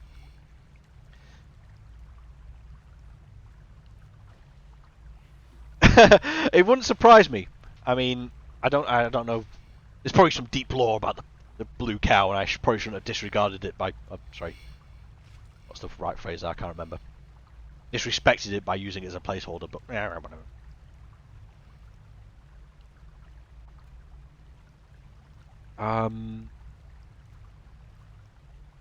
what else did I work on? Lumbridge of Build-a-thon. I helped out on that. That was... I can't remember their mod name. Might actually be Malia.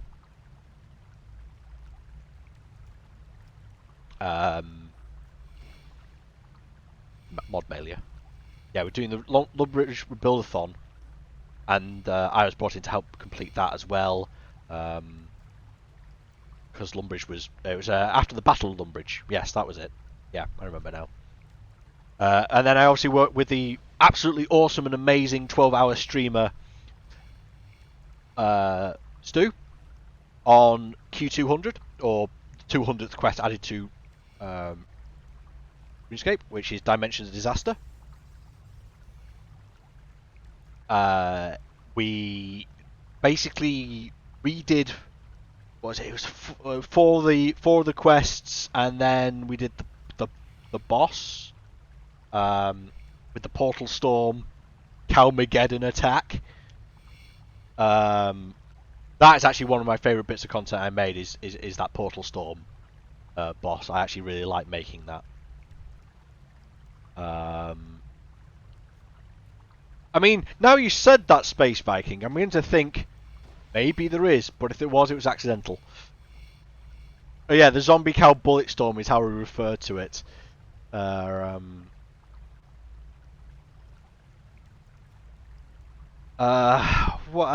else did I work on? What else did I work on?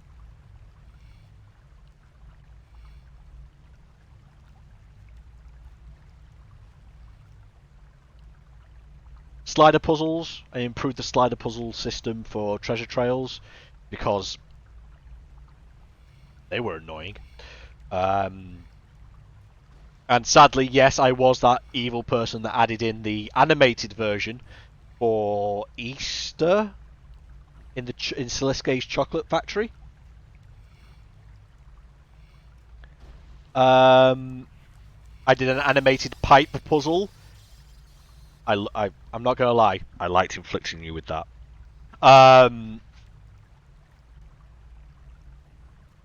So that was part of the system to allow the animated version of that, which we don't do anymore because, like I say, that puzzle, while I enjoyed adding it, it did get a bit of negative feedback. A few people had trouble with it. For a temporary event, maybe it was a little bit too far.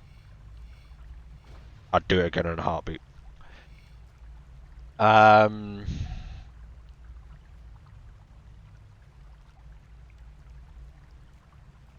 Oh, thank you, Stu. Yeah, when the Dimension of Disaster is basically a pocket dimension, so nothing carries through from the main game other than I think the coin can go. I was Rubik. I love me. If you, I mean, obviously you do. I think you do follow me on Twitter. You do know that I also love me some Rubik's puzzles. I probably have a few lying around somewhere here.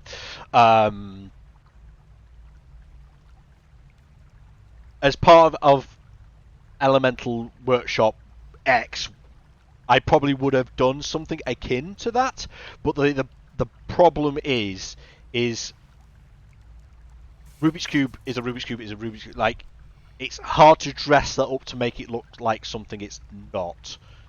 And having just a floating cube, yeah, it's a Runic Cube. What? You should apply for. You apply for my old job. I already got the advert for it. Go on. You clearly got it down.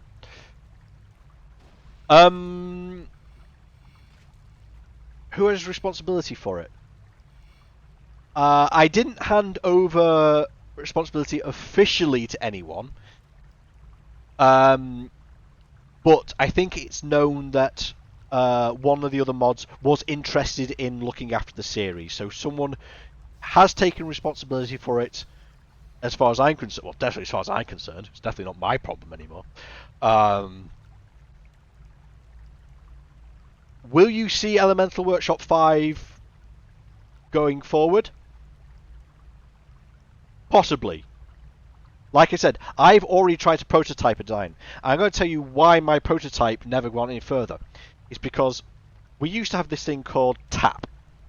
A few may remember TAP. T-A-P-P. We had an afternoon. It was later extended to a day. to work on our own projects. And as part of that, I was like, let's prototype a puzzle. Let's come up with something. I started building a puzzle based on another one I found in a multi thing on my phone, like one of these puzzle games that has like lots of little puzzles in it. I was like, okay, I could probably do something with this. So I started prototyping this. And what I didn't realise is, at the same time, completely independently, another mod was doing almost the same puzzle for Master Clue Scrolls. I think it's the one with it's like the numbers and the towers. I think. No, it wasn't a tower defense. No, it was an interface puzzle. Yeah, the tower clues. It was essentially the same thing. So I was like, oh no, we can't have two of the same thing. And like, I didn't know they were working on it. They didn't know I was working on it. And then we laughed about it. At the end of the day, their stuff was going live. My stuff was this personal project. So, you know, that's these things happen. The Elemental Workshop prototype led down a different path. Unfortunately, I cannot discuss where that led. It's not going live. It never will go live. Let's just say there is some dark magic in my test stream which will never, ever, ever be allowed out. Ever. A few of the people in chat do know what it is. They can't talk about it either. But let's just say I went down a rabbit hole. And that rabbit hole was very deep, very dark, and a Balrog was at the bottom.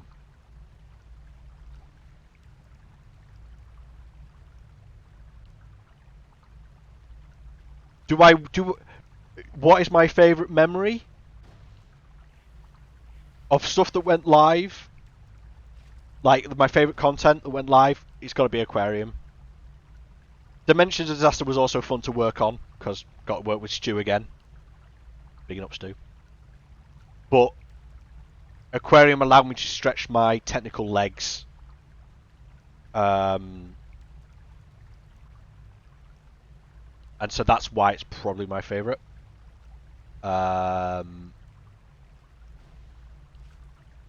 what I did in my test stream is what is my favourite memory. Technical stuff by miles.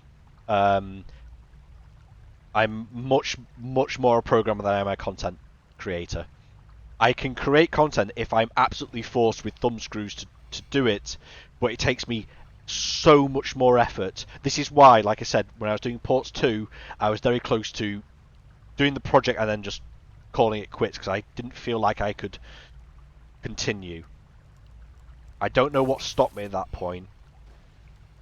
Obviously I did continue, but I honestly think it was hearing the dialogue I had written being read back by another human being in the voice. Once I'd heard that, I was like, this is cool. Like, I'm writing stuff and a voice actor is reading it and giving it emotion and expression. I was like, that's quite cool. And then I pretty much never did voiceover again. It's not my voiceover, sorry. I never wrote dialogue which was voiced over again. But I did enjoy that. I'm not the only person brave enough to touch POH code. There are some other devs that want to do stuff with POH, but like I say, it's weighing off what's releasable or what's right for the game. Is it what we need? And, you know, stuff like that. Maybe sometime in the future I will be able to talk about what I did in the dark test stream, but I can't for now, and it really does pain me to say that. But unfortunately, the secrets will be like that for now. So don't tempt me. But I'm very proud of what I did in my tap. Rated M from Ashore and Shelved. No. Let's just say I was very happy with what I did. And don't tempt me, Frodo. It was an interesting experiment, and it will be infamous for as long as there are devs around that remember it. I don't think anyone that starts... No, I'm going to say this. Anyone who starts working at Jagex doesn't leave the same. Everyone will learn something there. They'll pick up something. I guarantee it. A skill will be gained.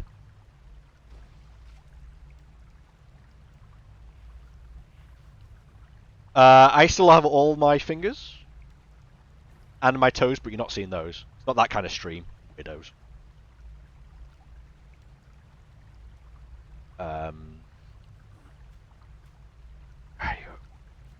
Any more content? Oh no, you caught me out! Yes, I went with 11 fingers and now I only have 10. Oh no! What other content did I work on? Do I have to look up my own wiki now to find out what I worked on? Because I can't remember. Defenders. Yes! That was a weird one, that one. Defenders.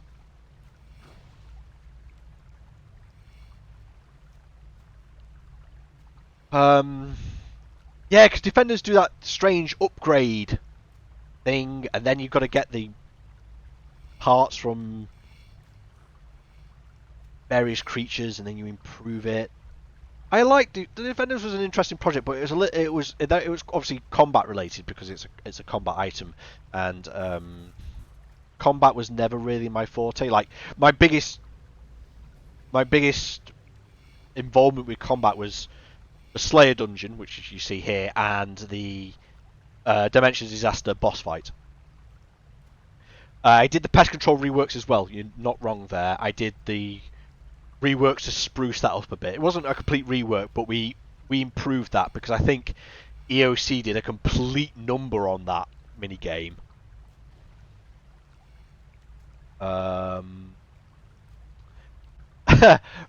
You can't craft rune defenders, which is why you can't get a +5. It can only be you get that strange stepped upgrade thing, don't you? I think they want to keep it that way. Defenders are a very niche item, though I have seen some people because the damage mitigation. I have seen some screenshots of people mitigating a lot of damage because they're all wearing a defender.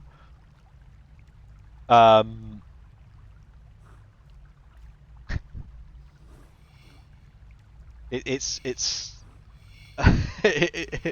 like something that's supposed to kill them. The defender just goes tink. All right, cool. You now owe me your life. I saved your life. That's how this works.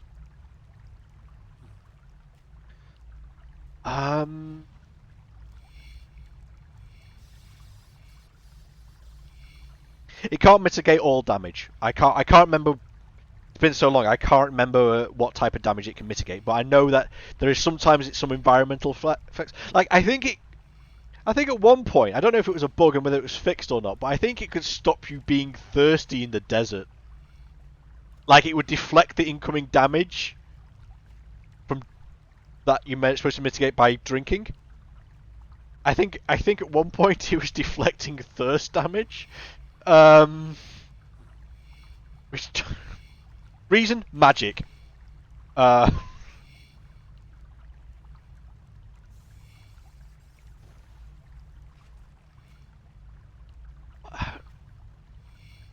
else did I work on? Oh, I did the action bar sharing. So you can set up your action bar and then trade it to another player. So you can set up an action bar for them and say, here you go. That was quite an interesting project.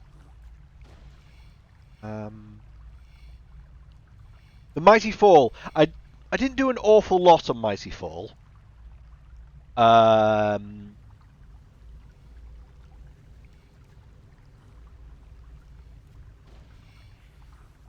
Yeah, the Mighty Fall. That was the fight scenes in that. Originally, what we had is before each of the you had an arena where you had to you fight yelps Yeah, you fight Yelps in the arena, you fight Grador, and you fight what else? I'm sure there's 3 fights in there, and one of them's Yelps, and one of them is Grador. I think. Dad, yeah, you fight the troll. Thank you, yes. So what we had originally is I had like a cinematic camera rotate. So you'd both be in the arena facing each other, and then the intro the camera would pan round in a circle. And then during the fight, the camera would lock in position and sort of stay looking at you, like it was almost like it was a TV camera filming the event. So you couldn't rotate your camera around, but the camera would follow you. Unfortunately, this led to certain members of staff getting motion sickness, so we had to drop that, which was a shame. But obviously, player comfort, you have to take that into account. I know which mod that was as well. I felt a little bit motion sick playing that, but I want to try and take credit for this. I can't be 100% sure, but I think I came up with Yelps' spin to win attack. I remember doing dev work for it, but I don't know if I originated, but I definitely did the dev work on it. So when he holds his lucky Bandos sword and spins round like that, our artists absolutely nailed that animation, by the way. But I remember during the dev for that, the placeholder for it is Yelps would just stand there shouting "Spin, win, spin, spin, win" at you.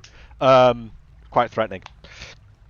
That was quite a fun fight to do.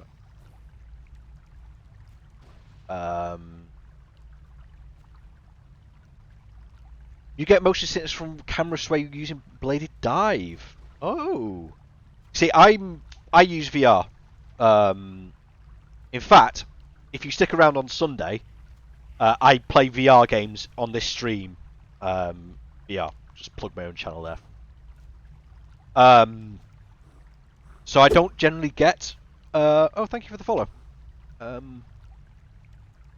It's weird. I saw it on this screen and then on that screen. There's been another patch. Oh, I'll check it out later. This isn't a stream to go through patch notes for Phasmo. We'll do it at the start of next stream or something. But so you get motion sickness from bladed dive, but your Valve Index doesn't bother you. Interesting.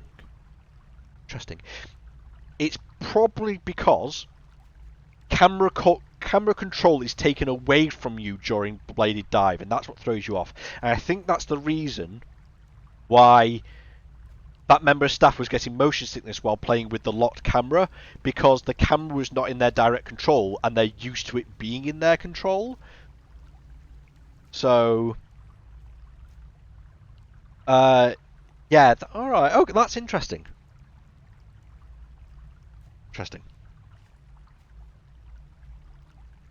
Stu, note that down. Camera sway bad.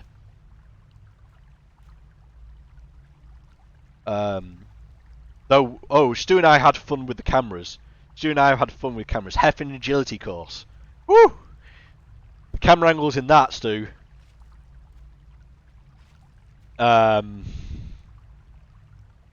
Yeah. It wasn't. I say recently. Wasn't. I can't remember when it was. I changed the camera angle in the Heffing agility course because for the longest time you disappeared halfway down the slide rope. You just got to the middle, you jumped off, and then you just disappeared.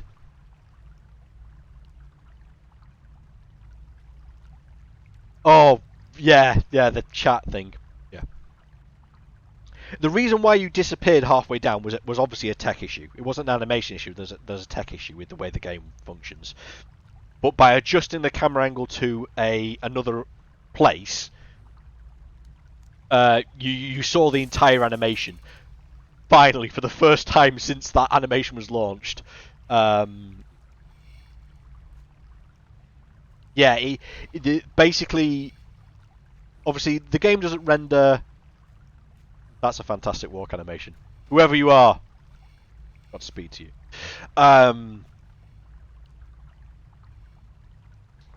Yeah, you most people know this. You only draw things you need to in a video game, or else you're just going to tank your FPS. So obviously there's a limit how far away we draw things. Unfortunately, animation was so far away from you, it stopped drawing the player. But by changing the camera angle, it was able to rectify that. But it was difficult to get one that worked.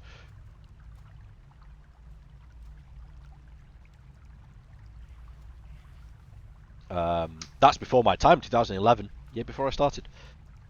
What else? Any more questions or content? Because I'm drawing a blank. Because like I say, 9 years worth of content, you tend to get a bit fuzzy on the details. I've covered all the big four that I wanted to talk about. Anyway, Aquarium, Range Slayer Dungeon, achievements, Koschei's Troubles. But yeah, Defenders was one of mine. I forgot. Yeah. But like I said, a lot of my work was quite invisible because some of it, obviously, I spent time on the ninja team. So when you're on the ninja team, you tended to do a lot of little fixes, but you didn't necessarily get credited with them. Not that it overly matters, but generally speaking, you get a ninja patch notes, and I may or may not have done stuff for that week. Keepsake keys, yes, I did do some work on that. I think I extended the number of things you could keepsake. I think it was originally like 9 or 10, and I think it was bumped up to 100. I think. Stretching my memory now. And I think there was also retro overrides. You could use them in the wilderness if you were wearing the matching armor underneath them. So if you're wearing Rune Plate Body, you could override it with the retro version, and it would still appear as the retro version in places which block cosmetics. That was quite tricky. That one. That was spicy. Yeah. Spicy is one way to describe that one. Yeah. Lumber's Rebuildathon. Yeah, we already covered that one. That was an interesting project to work on because of the situation which happened. As I came onto that one, I was kind of dropped in on that one. But yeah, that was quite a fun one to work on because basically giving Lumbridge, like the RuneScape town, a fresh coat of paint. After those two idiots came along and ruined it. I was referring to the gods there, not a member of staff. Clarification, I was referring to the two gods that thought the bar of the bearded one and the spiky one. I know that. Trust me, I know their names. One begins with a Z, one's Saradomin. The other was Zamorak, I think. Is it Zamorak in that one? Yeah, Zamorak. Yeah. Sarah and Zimzam. Yeah, sure.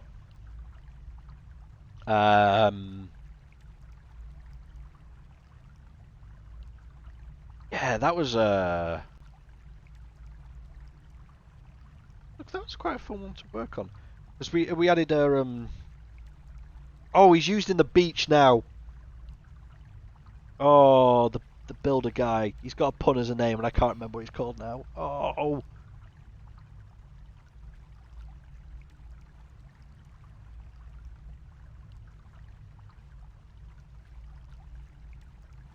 He's used in the beach activity for the sandcastle building. That's it, yes! Foreman George. That's the one. Thank you. Yep. That's not my creation, but I remember that pun. Well, obviously I didn't remember that pun. You guys just reminded me. I remember there was a pun in there. Gold accumulator. Yes, permanent gold accumulator on the tool belt. Yep, that's one of mine. No, we already covered the achievement system.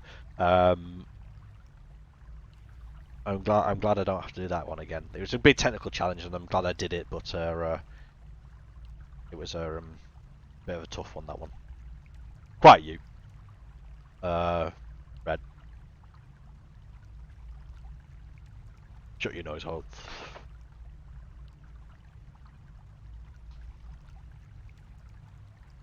Yes, the yeah, I think I only have one of the things on the tool belt. I did the tool belt one of the tool belt reworks. Yeah, I added. It was like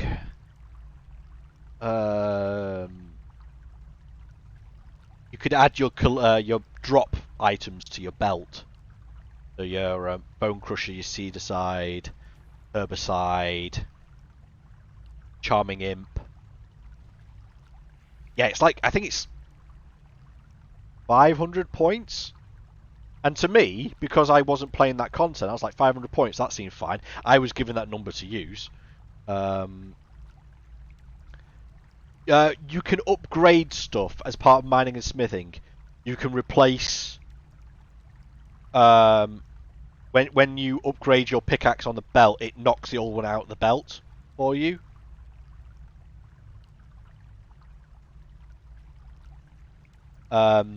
But then when I came to like, 500 points, I'll add the. I always keep forgetting my bone crusher. I want to add the bone crusher. And I was like, 500 points. Which idiot did this? Oh wait, it was me.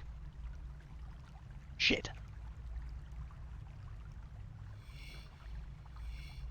Yeah, I think you can now remove them, but yeah, I know for a fact upgrading your tools knocks the old one out now if they are upgradable. We also, oh no, someone else redid that interface because it was very bespoke interface. It was like a grey with a wood panel, and yeah, it was a very old interface, that one. Another mod updated that to give it a new more modern look to it. This one here, it used to have these circles here, and it was like it used to have very bespoke images. Yeah, it was a bit of a bespoke interface, that one.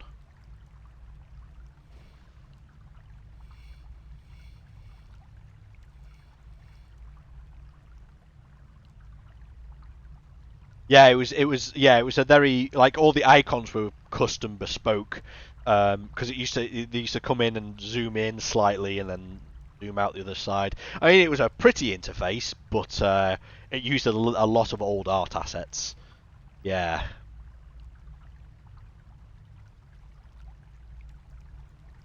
I mean, you say it's not functional. It got the job done, and it's not like it's an interface that you opened up a lot.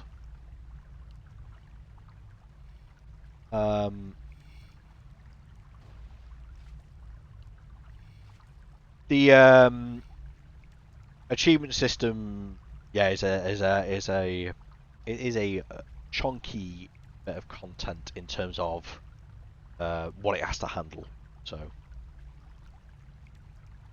one of those. No, Lord Hogfred is also X Jagex. That's really weird to say because you're X and an X at the other end.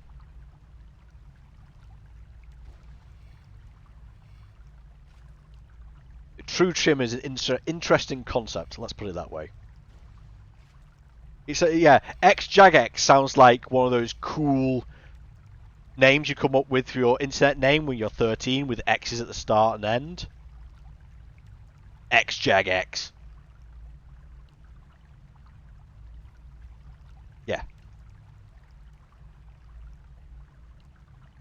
Hey, look, Fred, you found some fans. It's your dubstep name.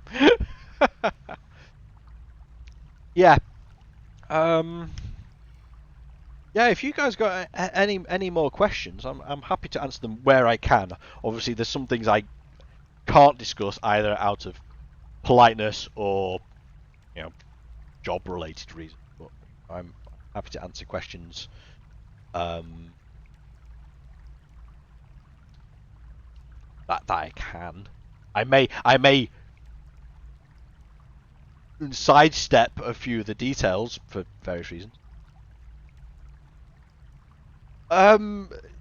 Chances to go off and things like that, generally speaking, it comes through trial and error sometimes. Like, we would test it at one level, we move it down, move it up, move it up. So and then it just kind of, averages out to a value. Sometimes we just go with what feels right. Sometimes what feels right to one person is wrong to someone else, so then you get into a discussion. But generally speaking, things to do with combat, the combat people are like, this is what we want. Like, don't do this because you'll unbalance this thing that you didn't think about because you didn't know it existed, or you should do this because it complements this other thing that you didn't know exists, or you can't do that because of this ancient bit of content that I didn't even know existed. So the combat guys, like, Mod Ramen, they are on it. They know what they're doing. Obviously, we've had Jmods in the past which have done combat and have since left, but the knowledge has stayed. So when it came to combat, if someone said 1 in 15, I was like, I'll trust your word on it. I will take that number and I will plug it in, because you guys know what you're doing. It'd be stupid to ask someone who's called the Combat Council for advice. Oh wait, no, that's what Nick Fury does in the film, and then he says it's stupid advice and ignores it. Ignore that. Right. Anyway, those guys know what they're talking about. So I would always defer to them. Hey, look, it's this hero again. Who are you? Demon Vlad. Godspeed to you.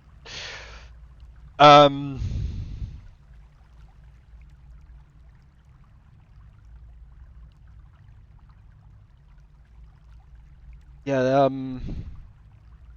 but I feel like I'm leaving the game in good hands. Like, both the old I want to say old school mods, but what I mean there is, I don't mean the mods that are working on old school. They're doing good work as well. I mean, they've just done the Dead Man refresh and things like that. Old Guard, yeah, okay. If that's what you want to call yourself, Stu, since it's basically referring to you at this point, and like Raven. I won't go that far. Old Guard, I think, is acceptable. Yeah. They know what they're doing.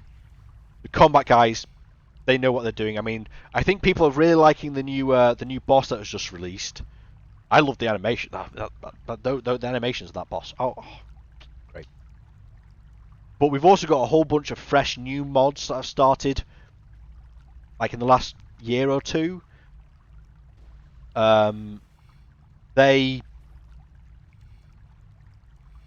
We've hired like a lot of mods that are very familiar with the game. Like, for me, as I said right at the start of the stream, those 2.5 hours ago, I hadn't even heard of RuneScape. Actually, that's not a lot. I'll get back to that in a moment. I hadn't played the game until like just before my interview. So I didn't know any of the lore. I didn't know how the game plays. I didn't know how the game looks. I don't know how it felt, how it acted, what players wanted, because I wasn't one of them. But now we're hiring, well, we have hired in the past, like, people that have played the game for a long time. They know the lore. They understand how the game, because they're part of that. It was difficult for me at first because I had to, take a crash course on, at that point, like 12 years of game lore, and I was like so overwhelmed with all this knowledge, and I was like, I'm still getting hands with the scripting language here, and now you're telling me, like, there's these gods and stuff. What? Yes, I basically the way this meeting happened. This is how I remembered it. We walked into this room and Mr. The Osborne himself, Ozzy B himself, brought in this big map of Gielinor, like big map, And he was just like explaining different things on this map. Like, this is the world. This here. This is Camelot. It's here for no reason. Boom, boom, boom, boom, boom, boom, boom. I'm just like, what? What's going on? By the way, I don't know if he actually said those words. It just seems weird that Camelot's in the game. That's all I'm saying. I don't know. I can't remember him actually saying those words, but we all know that Camelot feels a bit strange. That's. I think it's fair to say that.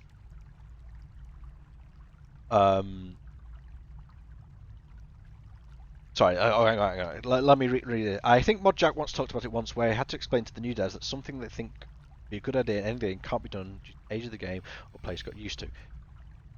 Unlearn a lot. Yes. Obviously, RuneScape's tech is now 20 years old. Like, the core underlying stuff. A lot of it's been replaced, but the gameplay is still quite similar to how it was back then. So that's like for example, the actor pack. Like, I was used to in other games, when you spoke to an NPC, you would gesture, and it just felt weird just writing this dialogue where it was just a player head chatting. And so I had to, get out of that mindset. The fact that you moved on a grid was a completely foreign concept to me outside of turn-based strategy games. I was like, what? A grid? What?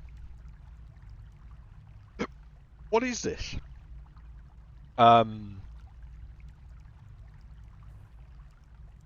Yeah, it's. You're not wrong there. He is incredibly infectious enthusiasm.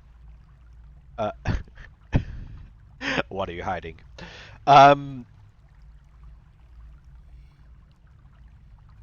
Like, I remember in my interview, I had to, I had to come up with some sort of like mini content or mini game or something like that.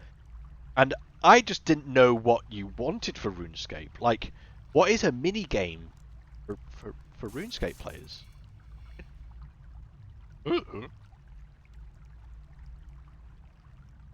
I mean, some people consider, like, I mean, you've got things like Final Fantasy 14, where you've got like the entire gold saucer there, full of like mini games like Triple Trident and things like that. Like, is it all interface work? If you play something like Star Trek Online, for example, all their interactions, it's like some sort of interface minigame. You've got to line up the symbols or move something around. That's how you interact with the game world. Do you consider that a mini game? No, you wouldn't. Not for RuneScape. Mini games are what you optimize for reward. Well, yeah. If it actually is one of the things I did. I think I did work to. I think it was stealing creation. I think an exploit was found in stealing creation, and I think I was asked to come up with a solution that involved like making sure there was the right number of players in the game, so people couldn't like trick it into ending sooner.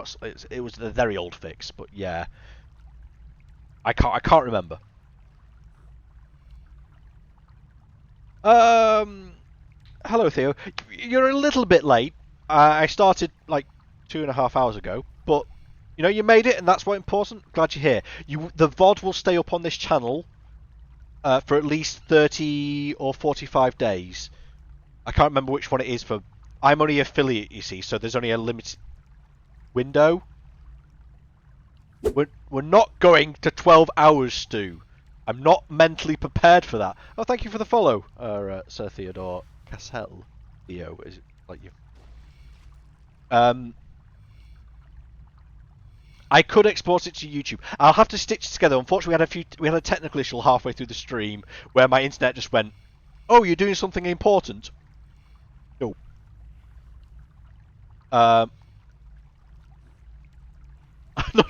I mean, I wasn't prepared to hear he did a 12-hour stream. Don't get me wrong. just so everyone here is aware, obviously I am streaming. I say I'm streaming RuneScape. I'm sat here looking at my own Slayer Dungeon. I'm not really playing the game. Sorry for that. If you came here expecting hot RuneScape action, you're not going to get combat from me because I can't do it. I usually stream Monday, Wednesday, Friday, Sunday. I thought you might like that.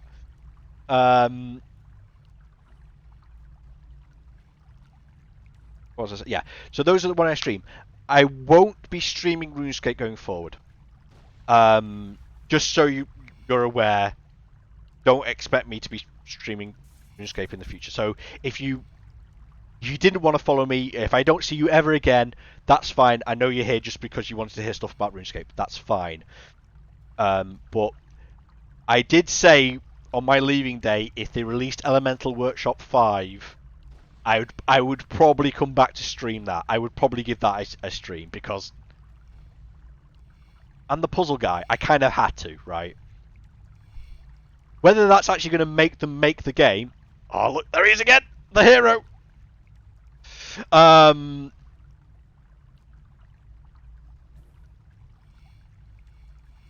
Yeah,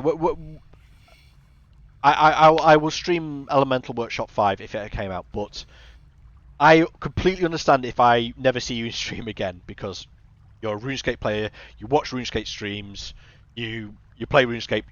This is one thing that I found very interesting when I started working at Jagex. Is some people only played RuneScape, and as someone who plays a lot of games, this was a foreign concept. Like, some people identified as a RuneScape player. That's who they were,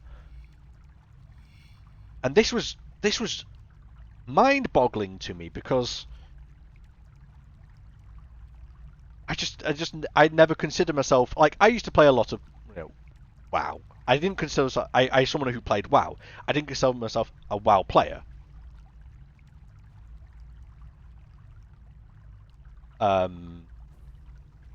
mean, just so you're aware, like the stuff I stream like I've been doing a Final Fantasy X playthrough. I play Phasmophobia on Sundays with my crew. I play other VR games. I play Elite Dangerous, MechWarrior Online. I play a lot of variety of different games. I don't just play one type of game either. Like some of those are first-person shooters, some are RPGs, some are VR games, some are scary VR games. I just never met a group of people so dedicated to one game, and it was like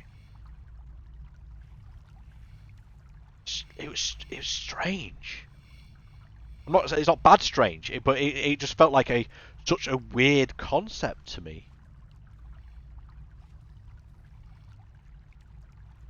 So I completely get you if you're only here for RuneScape. That's fine. If you stumbled across this stream and you didn't know who I was and you're here for RuneScape action, sorry, this has been a bit boring for you, but this stream was a bit of a treat to myself to bookend my time at Jagex. Started with Koschei's Troubles and it's kind of ended with Koschei's Troubles.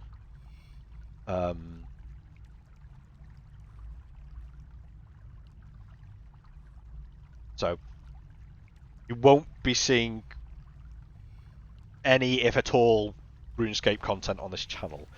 My Twitter, though, if you want to ask me a question, as long as I can actually answer it, I'll try to.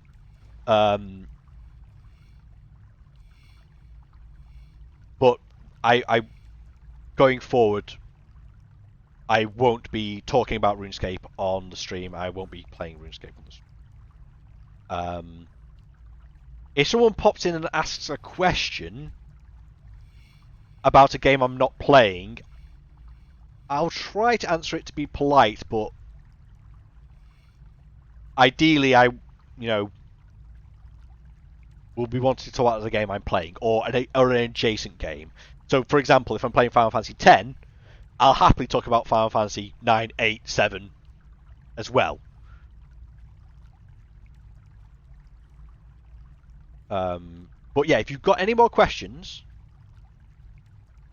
throw them to me on Twitter. Assuming Twitter actually shows me them, I will answer them.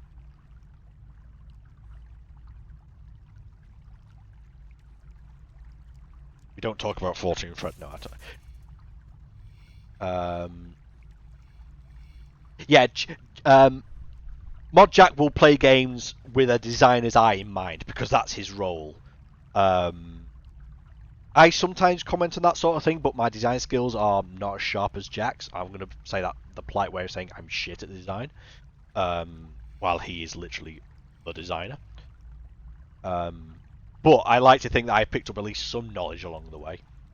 I know what I like about games, and I know what I don't like about games, and those are my opinions, not facts, I guess. You stopped playing regularly after Menaphos. Was it something about Menaphos that you didn't like, or was it that's the thing you remember coming out when you stopped playing it? Like, was it a cause or not? I still need to do a lot of the Menaphos stuff. I still need to do Crocodile Tears.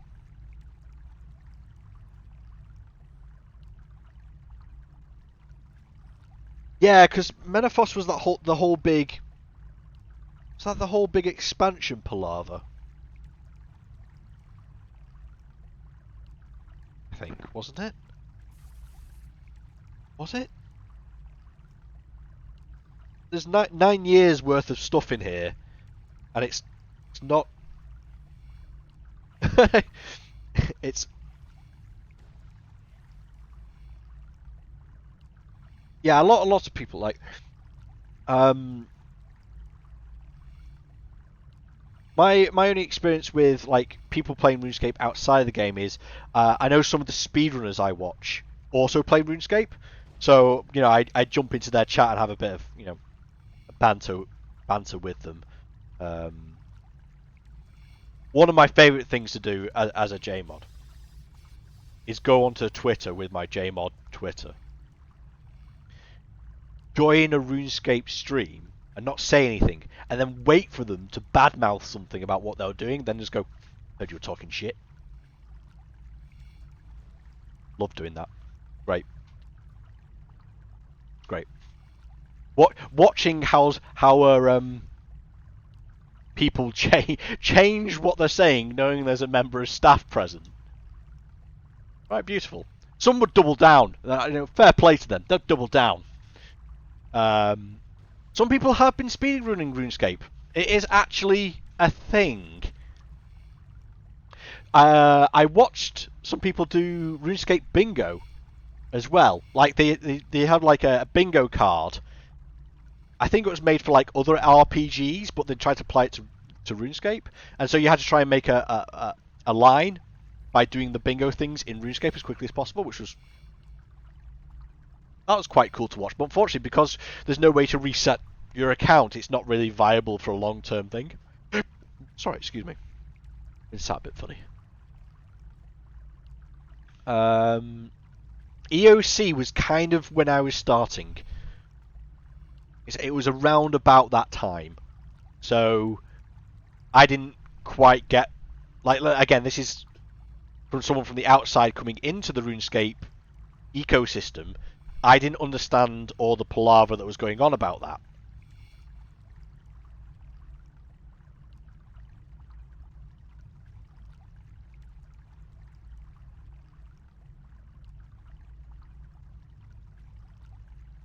Expansion with extra steps, yeah.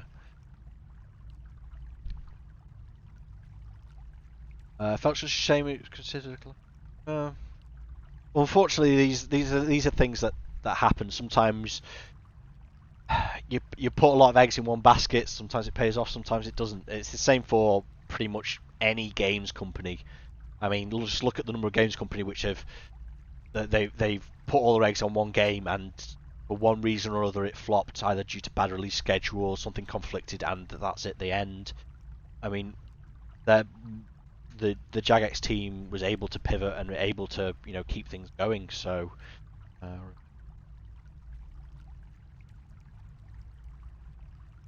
In terms of the release cadence for the game, it's not something that's really up to the devs themselves. Like, it's complicated, and yeah, there's not more I can say about that, but it's a complicated subject.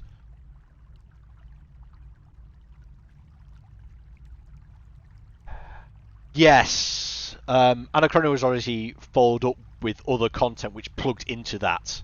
Like you've got Dino Farm and and the whole quest line, things like that. So Menaphos was kind of the very literally a walled off expansion kind of.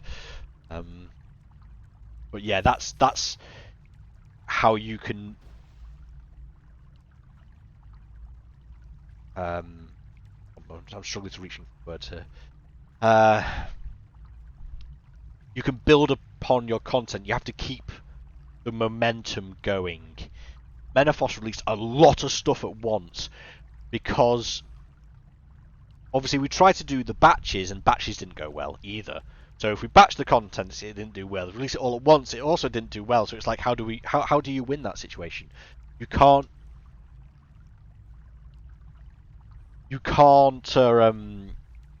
please everyone. Can't please everyone. Which is why old school is a thing. People that want that old school experience, we give them that option now. That's the only way around it. It was 2 batches. Because I worked on batch 2. Yeah, I think like half the city, and then it was another batch, and I was working on the second part of that. Oh yeah, and there's a whole. Prifdinus was a big thing. My fellow Jmods were surprised when they found out I could actually access Prifdinus. They didn't think I'd bother to do the quest and get the Rex to do it, but I was like, no, there's sick gains to be made in Prifdinus. Why would I not want to be in Prifdinus? I want to hit some Traherne rocks. I want to stand on some pillars. I mean, come on. Pickpocket.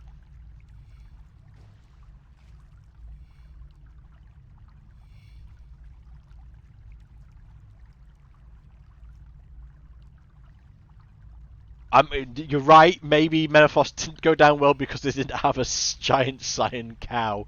Maybe that is the thing that we need.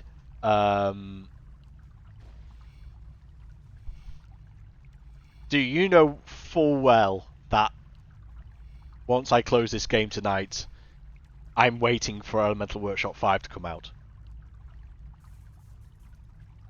That's all I'm going to say on the subject. I'll make it. I'll have to set a reminder for me to tweet at you every so often. So Elemental 5.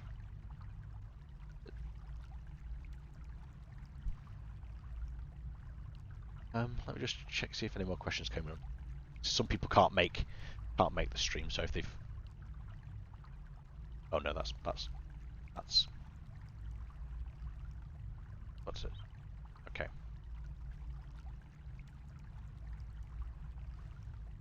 All right. I'm going to end the stream there. I usually only stream for about 2 hours, because oh, I mine for fish. Ooh, that's an ancient meme. Yes, Stu, I know. 12-hour stream. But the difference is I don't feel the need to. So yeah. I'm gonna end the stream there. Thank you so much for coming tonight. And if you're watching on the VOD or on the YouTube, because you couldn't make the stream, if you've got any questions, throw them me on Twitter. I'll answer them as I can. If you want to stick around and watch more of me playing other games, follow me on Twitter. No, you're probably already following me on Twitter. Follow me on Twitch, and it'll alert you. I play a variety of games. There won't be any more RuneScape though. Oh look, my first hello YouTube comment I've ever had on my stream. Do you know, just for that, Fred? I'm gonna cut that bit out, lol. No, no. But yeah, if you pop back in, it'd be great. My streaming is not something I'm doing as a job. Like I haven't, just in case anyone's wondering, I've not quit to become a streamer. That'd be dangerous when, you know, I've only got like 50 people following me. It'd be a bit dangerous to quit a job just for that. This is a casual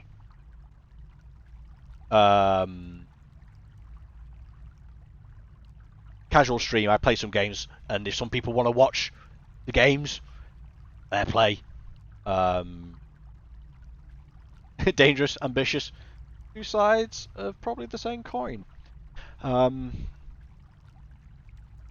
yeah, so thank you all for very much for coming tonight. If you've got any more questions, feel free to throw them to me on Twitter. And we'll just get one more glimpse of the hero. There he goes, one more time. Off to probably farm some signet rings, I guess. One final bank run. Yeah, it's been great talking to you all. I'll probably catch you on Twitter in the future. If I catch you on stream, also great.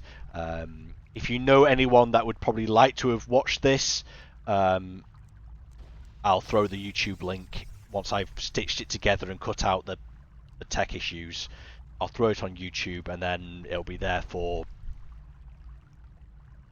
whoever knows how long. Right. Hope to catch you on Sunday. We're playing some Phasmophobia, 4-player Phasmophobia. So if you want to watch me get scared in VR, tune on Sunday. And then on Monday, I'll be back with some Final Fantasy X playthrough. So thank you all very much for coming. I'll see you in the future.